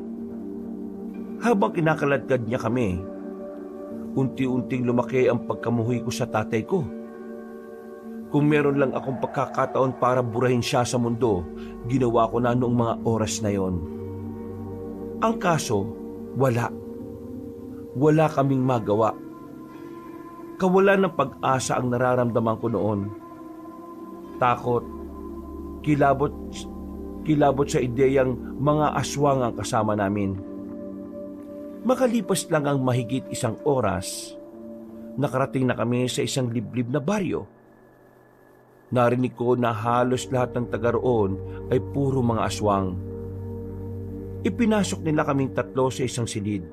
Kasama namin si Papa na ilang naman sa amin. Walang hiya ka talagang tao ka! Walang hiya ka! Buwisi! Demonyo! Diablo! Siraulo! Wala kang puso! Makasarili ka. Lahat na. Lahat na ng kasamaan nasa sayo na. Paano mo ito nagawa sa amin, Isko? Pwede ba? Tama na nga yung drama ninyo. Sinusumpa kita, Isko. Kung sakali bang sabay-sabay tayong mamamatay dito, sinusumpa ko ang kaluluwa mo na sana hindi ka na sana bigyan pa ng pagkakataon na mabuhay ulit sa ibang panahon at katauhan. Ano ang pinagsasabi mo? Nabubuang ka na yata eh. Minahal kita ng totoo. May mga pagkakataon na mas pinipili pa kita kaysa sa anak natin. Pero anong ginawa mo? Sinayang mo lang ang lahat. Kayo lang naman ang mamamatay rito eh. Ako, mabubuhay pa rin ako. Mabubuhay ka pero hindi ka magiging masaya. Akala mo masaya ang buhay ng mga aswang? Hindi! Mababaliw ka rito! Oo na! Sumabat na naman tong isang to. Siguro kaya ka pinampo ng mga magulang mo noong bata ka. Kasi alam nilang lalaki ka masamang tao. Ano sinabi mo? Ha? Sige, subukan mo sakta ng anak ko. Papatayin kita ngayon din! Sa unang pagkakataon, naramdaman ko ang tapang ni nanay para sa akin. Naramdaman ko ang pagiging ina niya at hindi pagiging asawa ng tatay kong siraulo. Matagal na panahon na ako nananahimik sa lahat ng kalokohan at kasamaan mo sa amin. Ngayon, hindi na ako titingin lang. Kapag dumampi ang balat mo sa balat ng anak ko, hindi ako magdadalawang isip na patayin ka! At paano mo naman gagawin yon, ha? Hindi mo alam kung ano ang kayang gawin ng taong punong-puno ng galit, Isko. Wala kang alam! Sa puntong yun ay nakitaan ko rin ang kaba ang tatay ko. Kahit ako rin naman, nabibigla sa mga sinasabi ni nanay. Nasanay kasi akong tahimik lang siya, mahinhin at mababa ang boses. Pero sa mga oras na yon ay ibang ina ang nakikita ko. Isang ina na handang gawin ng lahat para sa kanyang anak. Tuluyan ang natameme si tatay noong mga oras na yon. Tila nakaramdam na ito ng takot kay nanay. Samantala, nagtabi na lang kami ni nanay sa sulok. Habang ang tatay ko naman ay nasa gilid ng pinto. Naghihintay na magbukas. Hindi ko alam kung anong oras na nun, pero bigla na lang dumating ang aswang na si Rambo. Kasama niya pa ang ibang aswang. Amoy na amoy namin ang masangsang na amoy na nagmumula sa ibang aswang na kasama ng lalaki. Ikaw, lalabas ka. Pupuntahan mo ang kapatid ko. Hihingi ka ng tawad at susumpa na magiging asawa mo siya. Pwede bang maging tao na lang ako? Ayoko talaga maging aswang eh. Wala kang karapatan na umayaw. Ginusto mo to eh. Kaya tanggapin mo kung anong kultura ang meron kami. Dahil kung hindi, isasama ka lang namin sa ihahanda namin para sa paparating na pista. Diyos ko naman oh. Pwede naman natin yata pag-usapan to. Gawin niyo na lang akong tao at kukuha pa ako ng mas maraming tao para ialay sa inyo. Saka mo na gawin yan kapag aswang ka na rin. Sige na, kunin na ito. Sandali pang tumingin sa amin si tatay, pero sinamaan lang namin siya ng tingin ni nanay. Nang kukunin na siya ng mga aswang, unti-unti nang dumaloy ang mas matinding kaba sa sistema ko. Sinubukan ko makapag-isip kung papaano kami tatakas doon. Pero kapag tinitingnan ko ang silid na kinalalagyan namin, nawawalan ako ng pag-asa. Merong bintana pero maliit at bakal pa ang nakaharang. Ang pintuan naman, bakal din. Tapos may nagbabantay pa sa labas. Anak, kapag nagkaroon ka ng pagkakataon para tumakas, mauna ka na. Bakit ako mauna? Kailangan dalawa tayo ang makalabas dito. Alam naman natin pareho na hindi ko na kayang takbuhan. Magiging pabigat lang ako sa iyo. Kaya mas mainam na mauna ka. Hindi. Ikaw na lang ang meron ako. Kaya kahit na anong mangyari, gagawin kong lahat para magkasama tayong makakaalis dito. Pero sa ngayon, hindi ko alam. Ang hirap. Mamaya, Baka kunin nila tayo. Narinig ko kanina na may iba pang tao ang kinuha nila. Marami tayong gagawing alay. Kapag kinuha tayo, gagawa ko ng paraan para makatakas ka. Nay, sinabi ko naman sa inyo, hindi ko aalis na mag-isa. Anak, makinig ka. Kung hindi makakatakas ang isa sa atin, para na rin nating pinanalo ang mga aswang. Kailangan may isang makakalabas para makahingi ng tulong. Alam kong hindi ako naging ina sa iyo sa loob ng mahabang panahon. Kaya sana sa pagkakataong ito, hayaan mong gawin ko ang responsibilidad ko bilang nanay mo. Napalunok na lang ako ng laway ka, Banong. Dahil sa totoo lang, hindi ko talaga kayang isipin na maiiwan siya. Dahil sa tsansang pagbalik ko, ay wala na siya. Mas lalo lang akong nababahala. Pero kinailangan kong pagkatiwalaan si nanay. Dahil sa huli, napagtanto ko na yun ang pinakamagandang gagawin niya kaysa mamatay na lang kami ng walang saysay. Ano ginagawa niya? Nagsisimula na ba kayo magplano kung paano kayo tatakas? Kung sino ka man, sana hayaan mo na lang kaming mabuhay. Biktima lang din kami rito ng kagagawa ni Isko.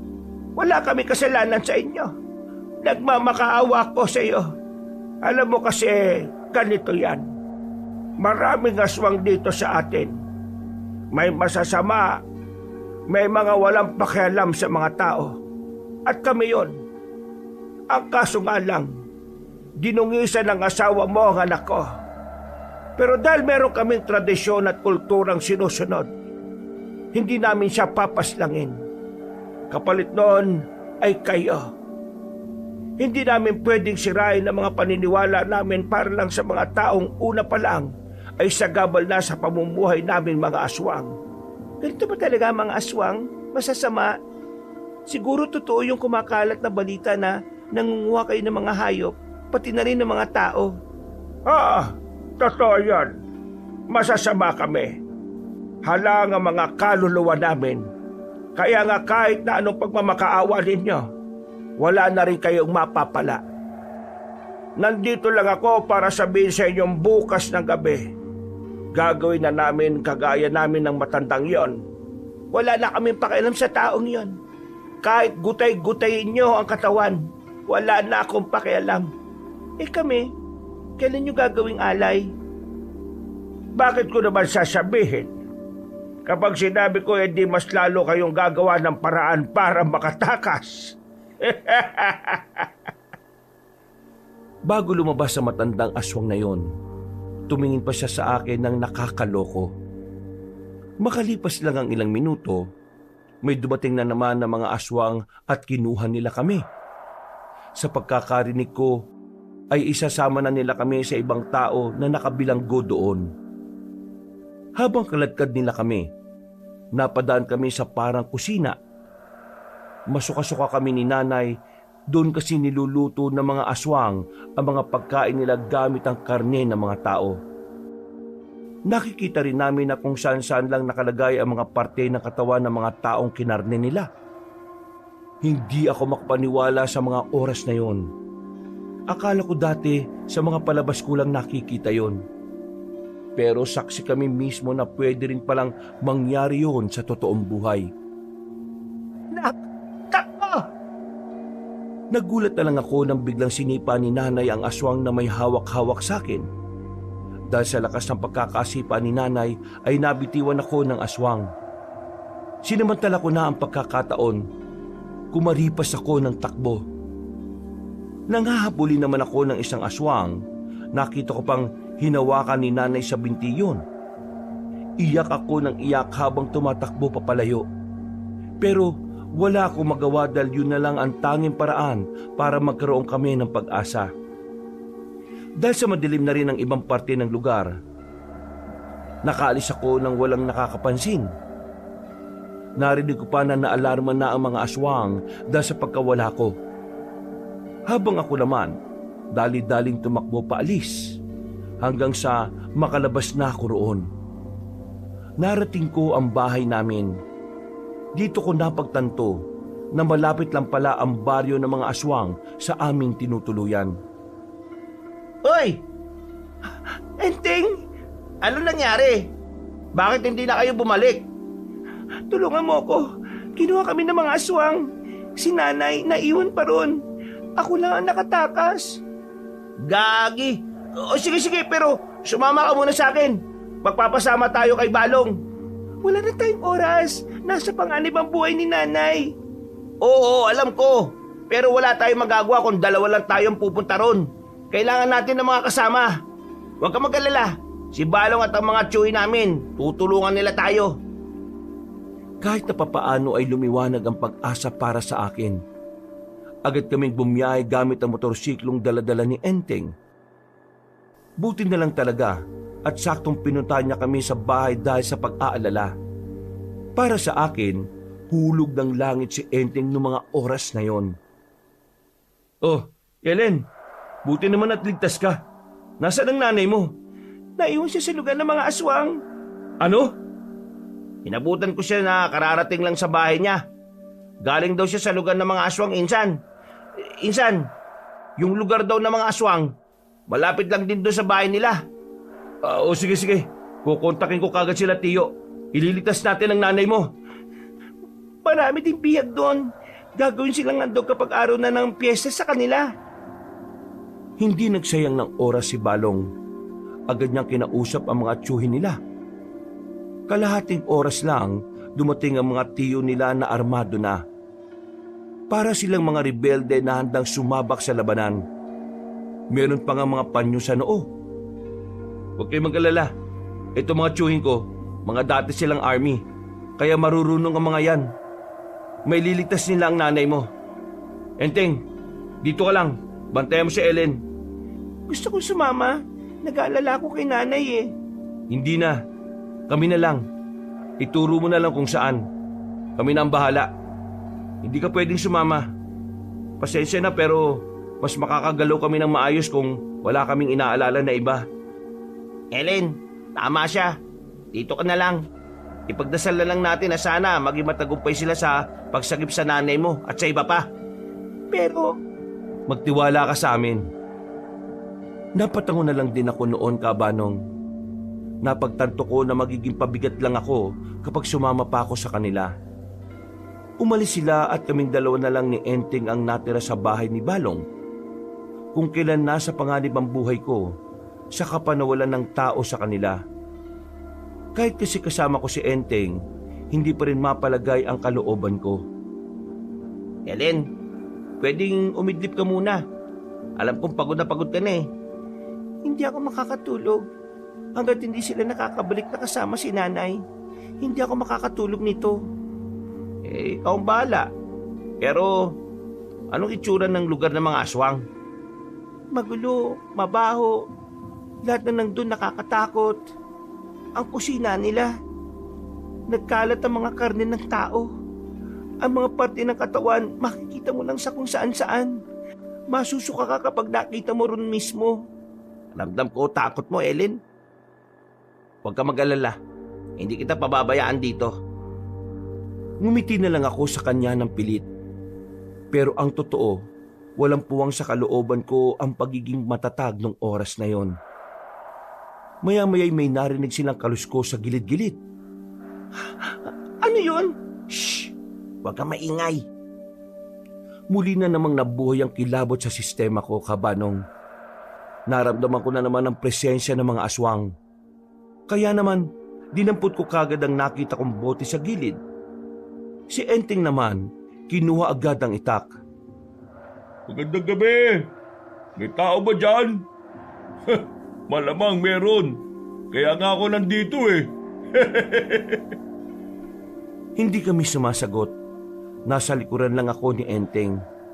Maya-maya pa, naalog na ang pintuan dahil pilit itong binubuksan ng nasa labas. Alam kong nandiyan ka sa loob, babae ka.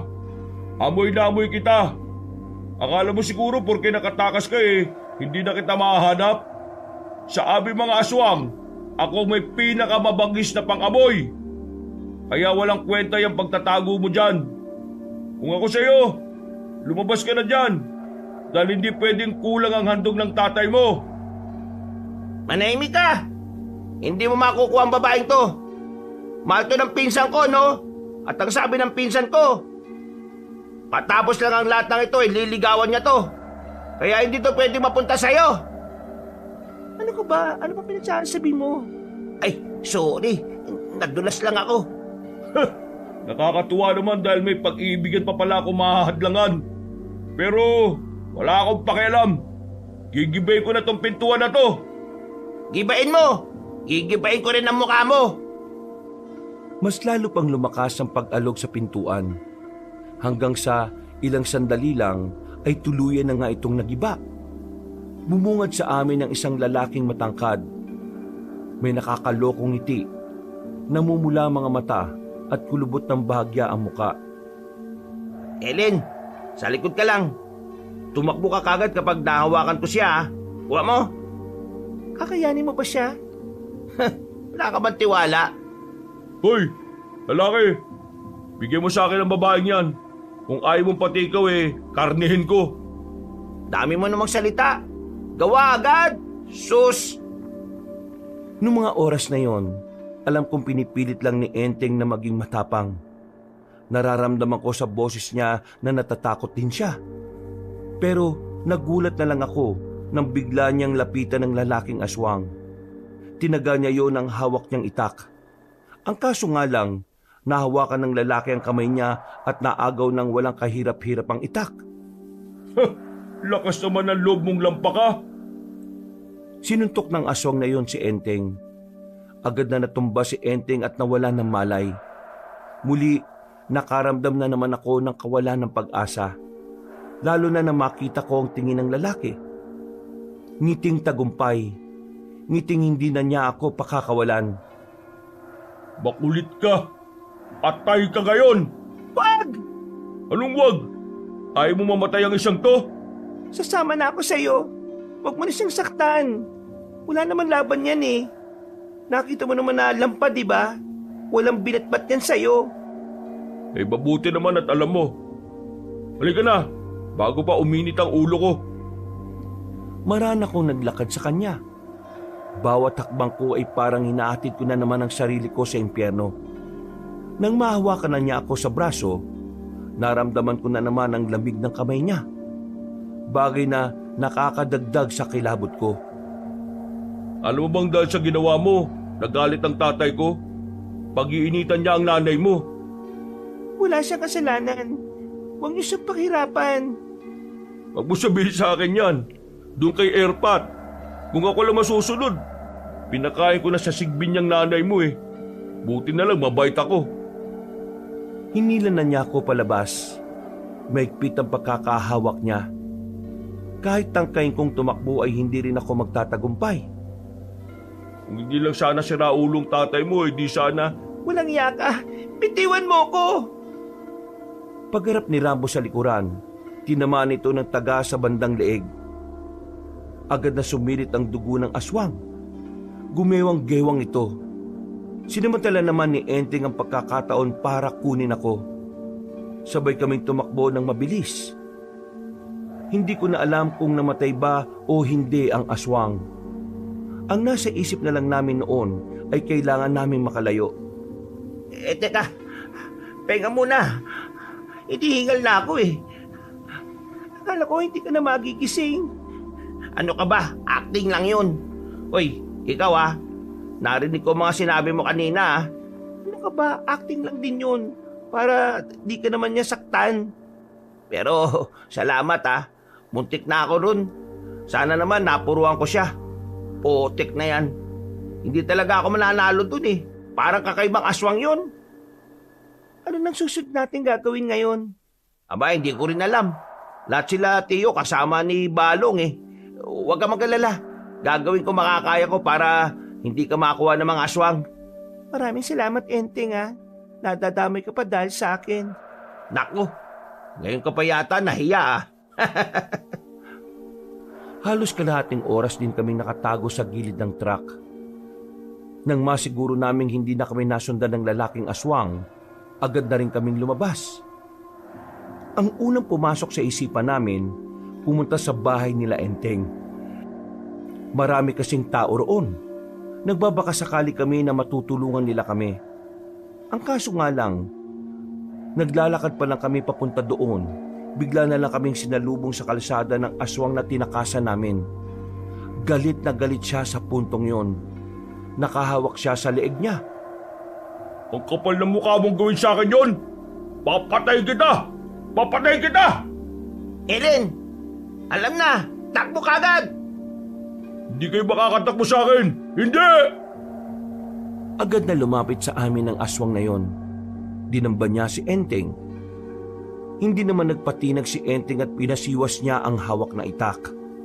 Tinamaan niya ang lalaking aswang pero parang hindi man lang ito tinablan. Nahawakan ng aswang si Enteng sa leeg. Noong mga sandaling yon, nilakasan ko na ang loob ko para tulungan si Enteng. Dumampot ako ng bato. Dali-dali ko siyang pinalo ng bato sa ulo. Dahil sa ginawa ko, nabitiwan niya si Enteng. Kinuha ulit ni Enteng ang itak at saka pinagtatataga niya ulit yon. Wisit ka! Wisit ka! Mamamatay ka! Hindi tinigilan ni Enteng ang aswang na yon hanggang sa hindi ito matutumba. Nang makita naming nakatumba na ang aswang na yon, agad na kaming tumawag ng mga tanod. Pinagkaguluhan nila yon at sinamantala na namin ang pagkakataon para umalis doon. Hindi na ako mapakali, Enteng. Tingin ko, kailangan nating sumunod kina Balong. Nag-aalala talaga ako para kay nanay eh. Alam mo naman na delikado doon. Mapapahamak lang tayo. Sa isang aswang pa nga lang hirap na tayo eh. Ako na lang, maiwan ka. Hoy, buwang ka ba? Please, Enteng. Alam ko nag-aalala ka lang pero hindi mo maintindihan ang nararamdaman ko. Para ako mababaliw rito. Mamamatay ako kakaisip. Nawawala na ako sa katinuan eh. Oo na. Pero sa isang kondisyon ha. Kahit na anong mangyari, hindi ka lalayo sa akin. Huwag kang gagawa ng sarili mong desisyon at susundin mo lang ang mga sasabihin ko. Hindi isa yan eh. 3 yan eh. Ayaw mo na ba? Oo na nga, sige na nga. O magdala ka na rin ng itak. Kailangan mo rin protekta ng sarili mo. Lalo na kapag hindi ako nakatingin sa'yo. Kahit nakabado, sumakay na kaming dalawa sa motorsiklo para sumunod kina Balong. Malakas ang tibok ng puso ko noong mga sandaling yon. Pakiramdam ko nga para akong aatakihin sa nerbiyos. Pero habang tumatagal, parang nasasanay na lang din ako. Makalipas lang ang ilang minuto ay nakarating na rin kami sa tapat ng gubat. Mula roon ay naririnig na agad namin ang mga hiyawan ng mga aswang. Pati na rin ang putukan ng baril na alam naming mula kina Balong. Maganda ka na. Hindi to biro. Kahit ako natatakot din eh. Tapangan na lang natin. Tumungo na lang ako bilang pagsang-ayon. Nang pumasok na kami ng kagubatan, dito na kusang nagtindigan na naman ang balahibo ko. Para kaming naglalakad sa bungad ng impyerno. Ramdam namin ang init na dulot ng kaba. Ang panlalambot na naman sa takot sa kapahamakan. Nang makalapit na kami sa pinangyayarihan, nakita naming nagkakandalabo-labo na sila. Pinagapang na ako ni Enteng dahil baka tamaan ako ng ligaw na bala. Pilit kong sinusuyod ng tingin ang paligid para hanapin si nanay. Pero bigo akong makita siya. Enteng, doon sa parting yon. Doon namin narinig na nakakulong ang mga tao. Baka naroon din si nanay. Bago yon, hanapin na muna natin si Balong. Magpapa-assist tayo sa kanya. Enteng, sa likod natin. Mabilis akong bumangon, pero si Enteng naiwan siyang nakadapa. Akmang kakalmutin na siya ng aswang nang biglang dumating si Balong. Binaril niya sa ulo ang aswang na yon, dahilan para agad yung bumulagta. Oh, bakit kayo nandito? Di ba sabi ko huwag kayong aalis doon? Inatake din kami ng aswang sa bahay ninyo. Buti na lang napatay ni Enteng. Balong, pasensya ka na pero hindi talaga ako mapakali eh. Gusto ko makita si nanay. Hindi pa namin sila nahanap. Wala na sila sa kulungan eh. Parang inilipat sila sa ibang lugar. Pero ramdam ko na malapit lang yun dito. Insan, sabi nito may leader daw ang mga aswang ah. Nakita niyo na ba? Hindi pa nga eh. Pero sumama na kayo sa akin. Hahanapin natin si Aling Mirna. Medyo lumakas na rin ang loob ko nang makasama na namin si Balong. Dumaan kami sa madilim na bahagi ng lugar na yon. Hindi pa man kami nakakalayo, meron ng aswang na humarang sa amin. Agad naman yung pinaputukan ni Balong. Nang may lumitaw pa ulit na isa, nawala na siya ng bala. Kaya inagaw ni Balong ang itak kay Enteng. Tinaga nito ang aswang at matagumpay naman na niyang napas lang yon. Alerto tayo. Nasa lugar tayo ng mga aswang. Kahit na anong oras, pwedeng may makasagupa tayo. Nasaan pala yung mga tsuy natin? Ayos lang sila. Nandyan sa kung saan-saan. Hindi natin kailangan mag-alala sa kanila. Sanay na sanay sila sa mga ganitong gulo. Ang hanapin natin ngayon ay yung kulungan ng mga bihag. Naglakad na kami ng naglakad hanggang sa meron na kaming nakitang kabilang pares ng tsinelas ni Nanay. Sinundan namin kung saan ang maaaring direksyon na dinaanan ng nanay ko. Hanggang sa hindi na namin napapansin na unti-unti na pala kaming napapalayo sa labanan.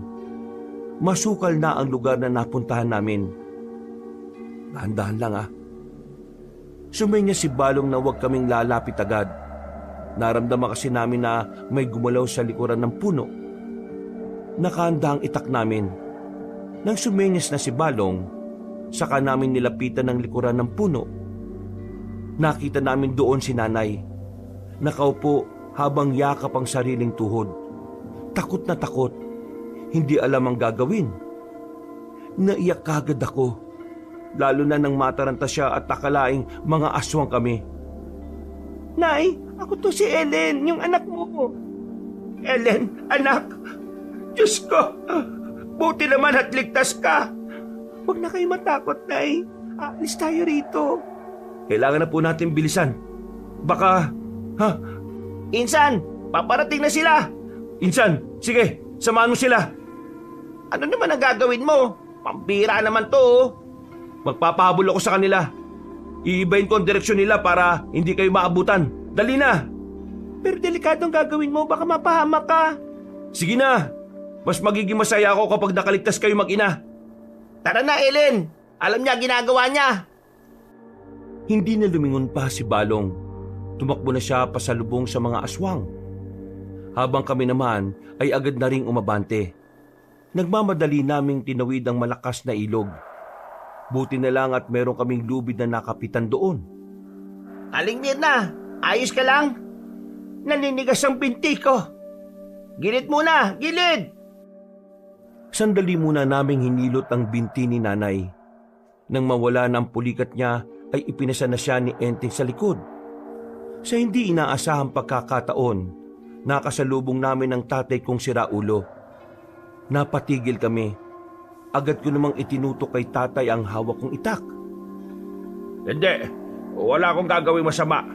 Gusto ko lang sumama sa inyo, Mirna. Sasama ko. Wala akong mapuntahan eh. Natatakot ako baka may makasalubong akong... Bahala ka sa buhay mo. Kaini ka sana ng aswang. Tara na, umalis na tayo. Nakikiusap ako sa iyo, Mirna. Ellen, isama niyo ako. Kahit ngayon lang. Kapag nakalis na tayo rito, kahit bahala na ako sa buhay ko. Sama lang ako sa inyo palis dito. Sige na. Manigas ka. Matapos mo kaming ilagay sa alanganin, ngayon hihingi ka ng tulong para sa buhay mo. Iligtas mo ang sarili mo. Kasi kami, ginagawa namin ang makakaya namin para iligtas ang sarili namin. Umalis ka sa daraanan namin kung ayaw mong itaga ko sa iyo to. Ama mo ako. Hindi mo pwedeng gawin sa akin to. Ama? Ang lakas ng loob mong sabihin yan. Ang kapal na mukha mo. Kailan ka pa naging ama sa akin? Kailan ka pa naging asawa kay Nanay? Wala akong matandaan. Ngayon, para sa amin ni Nanay, ay isa ka nalang mantsa sa buhay namin na gusto na naming burahin. Umalis ka sa daraanan namin kung ayaw mong... Gumala ka sa magulang mo. Napalingon kami sa gilid nang makitang may matandang lalaking lumabas doon. Sumakto pa naman na natatamaan yun ng sinag ng buwan, kaya kitang-kita ko ang nakangiting matandang aswang. Erdan, sila lang ha. Hindi ako kasama. Di ba magiging malugang mo pa ako? Sila lang. Hindi ako kasama dyan. Tingnan mo, sira ulo ka talaga kahit na kailan. Isa kang malaking tuwag. Hindi ka ba nahihiya sa sarili mo? Kalalaki mong tao, tumitiklop ka kagad. Sabihin mo na gusto mong sabihin. Kasi baka ito na ang huli nyo. Di ba, Hernan? Tingin mo bubuhayin ka niyan, Mang Isko. Tinakasan mo siya eh. Nag-traitor ka. Balak mo takasan yung ginawa mong kalokohan sa anak niyang babae. Manahimik ka! Hindi ka kasali rito. Huwag kayong mag-alala. Sabay-sabay kayong mamamatay. Total, sirang-sira na rin naman ang pinaghahandaan naming okasyon. Kaya ngayon, palalabasin ko na ang mga laman loob ninyo. Biglang humaba ang mga kuko na matandang si Hernan. Napahawak na lang sa braso si nanay at takot na takot. Habang si tatay naman, nauna nang tumakbo. Nagkandadapa-dapa pa yon pero wala itong pakialam. Ni hindi na rin kami nilingon. Nakikiusap ako sa iyo. Palayain mo na kami. Hindi naman kami ang may nagawang kasalanan sa iyo. Ang asawa ko, siya ang parusahan ninyo. Nay, hindi siya makikinig sa inyo. Sarado ang utak ng mga aswang. Kulang sila sa emosyon para unawain ang mga bagay-bagay. Buo na ang desisyon ko. Kakainin ko na lang kayo kaysa hintayin ko pa ang kapistahan. Lumikod kayo. Ako nang bahala sa isang to. Akmang aatake na sana sa amin ang aswang na yon nang biglang may dumating na babaeng aswang.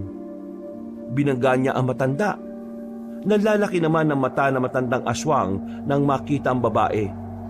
Siya ang babaeng anak nito. Linda, anak, ano ginagawa mo? Bakit mo ko kinakalaban? Sila ang kalaban natin. Ang mga tao ang mortal nating kaaway. Umiling-iling ang babae. Laking gulat namin nang may ilabas yung parang punyal.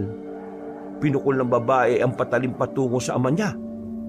Nakita na lang namin na tumarak na yun sa dibdib. Hindi pa nakontento ang babaeng aswang. Kinuha nito ulit ang kutsilyo at pinagsasasaksak ang matanda. Kalaunan, namatay na si Hernan. Huwag kang matakot sa kanya. Hindi gaya ng ibang aswang. Meron siyang mabuting puso. Siya ang nagpatakas sa aming mga bilanggo. Hindi niya gusto ang ginagawa ng mga kapwa niya aswang. Iba ang isip niya. Parang kagaya ng isip ng sa tao. Kahit hindi siya nakakapagsalita, pinapakita niya ang pagpapahalaga sa buhay ng iba. Miss, patawarin mo sana kami kung ano man ang nagawa sa iyo ng tatay ko. Hindi mo dapat nararanasan yun eh.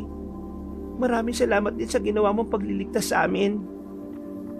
Tumungo-tango ang babae habang sumisinghot. Hindi nagtagal ay umalis na rin yun. Samantala, hindi na kami nagsayang pa ng sandali. Sinimantala naming wala na ang mga aswang na nakasunod sa amin. Tinumbok namin ang daan hanggang sa tumagos na kami sa kabilang baryo. Humingi kami ng tulong sa kanila. Naikwento namin ang mga nangyari. Kaya agad-agad namang nagtungo ang ibang residente para tugisin ang mga natitirang aswang. Naging mahirap para sa amin ang mga nangyari pero kinaumagahan ay nakabalik na rin kami sa baryo namin. Tuluyan ang natalo ang mga aswang. Sugutan man ang mga tiyuhin ni Balong at Enteng, malaki ang pasasalamat ko na wala namang nasawi sa kanila. Pero sa kabila ng tagumpay, hindi pa rin napapanatag ang kalooban ko. Dahil sumapit na lang ang liwanag ay hindi pa rin nagpapakita si Balong. Napalingon ako sa labas ng bakuran namin nang makitang kararating lang ni Enteng. Kasama nito ang isa sa mga tiyuhin nila. Ano? Nahanap na ba si Balong? Wala pa rin eh. Binalikan na namin pero wala talaga. Diyos ko, huwag naman sana napahamak ang batang iyon. Balikan natin, sasama ako sa paghahanap. Hindi na kailangan.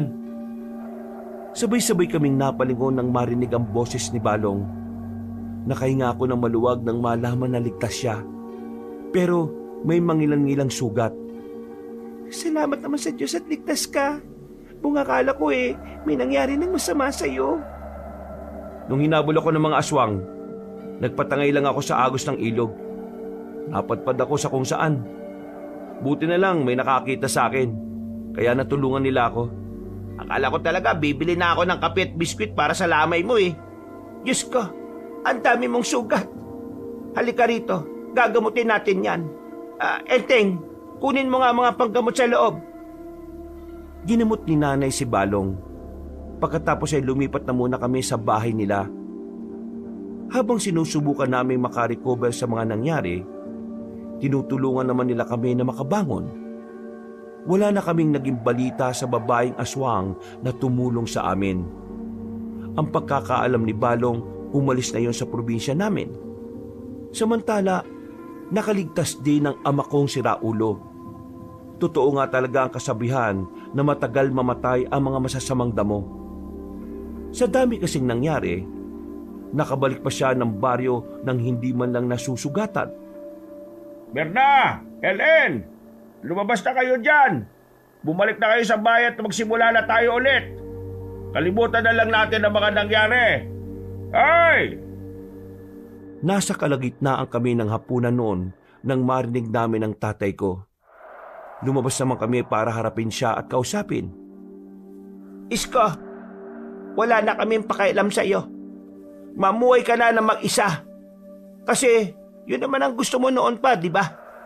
Kami naman ni Ellen, mabubuhay na rin kami ng sarili namin. Kung umaasa ka pang magiging buo tayo ulit, habang buhay kang aasa, wala na kaming balak na balikan ka. Kaya ko nang mabuhay nang wala ka, Isko. Hindi ba pwedeng pagbigyan nyo naman ako? Pambihira. Tinakbuhan mo nga kami nung nasa gubat tayo. Pinatunayan mo lang doon na hindi ka karapat-dapat na maging haligi ng tahanan namin. Kaya umalis ka na. Bago ka pa mabugbog ng mga nasa likuran mo. Babalyahin ka talaga ng mga yan. Kung mahal mo pa buhay mo, umuwi ka na, Mang Isko. Lumingon ang tatay ko sa likuran niya. Hindi niya namamalayan na naroon na pala ang mga tiyuhin ni Balong at Enteng. Sa takot na masaktan ng mga yon, kumakamot na lamang ang ulo nitong umalis. Hindi yun ang huling pangungulit niya sa amin. Halos araw-araw niya kaming ginugulo. At dahil alam naman namin ni nanay na hindi na talaga siya magbabago, nagdesisyon kami na mangibang probinsya na lang. Nagpakalayo-layo kami. Nagpunta kami sa lugar na kung saan hindi na talaga niya kami makikita. Sa ngayon, Kabanong, payapa na kaming namumuhay ni nanay. Nakatira kami sa paupahan na pagmamay-ari din nila Balong. Si Balong naman, nagsimula na rin siyang manligaw sa akin. At makalipas nga lang ng ilang buwan, ay sinagot ko na rin siya. Mula noon, naging masaya na ang buhay ko kasama ng mga taong tunay na nagmamahal sa akin. Wala na ring aswang na nanggugulo sa amin. Ngayon, matatag na naming hinaharap ang mga hamon ng buhay kahit may pait at hirap. Ang mahalaga na lang sa amin ay magkakasama kaming lumalaban. Mga kabangers, mga kayanggaw, si Kabanong po uli. Thank you so much na naman po sa pagsubaybay sa aming napakagandang kwento ngayong araw na ito. Pero kung gusto niyo pa ng isa pang magandang kwento, kung maaari po sana ay bisitahin niyo po yung isang channel ko po, yung Pamela Clamil. Doon po, ako po'y nagnanarrate bilang si Lolo Pael at madalas si Kabanong rin. So sana po ay mag-subscribe rin kayo doon ha, kasi konti pa lang pong subscriber doon eh. Tapos, mag-comment rin po kayo at mag-like. At mas maganda pa nga niyan kung isi-share nyo po yung video. So, hanggang sa mga susunod na kwento, ito po uli si Kabanong nagsasabing, I love you all! Wakas! Maraming taon na ang nakalipas mula nang maranasan namin ang kahindik-hindik na pangyayari sa probinsya ng Capiz. Dalaga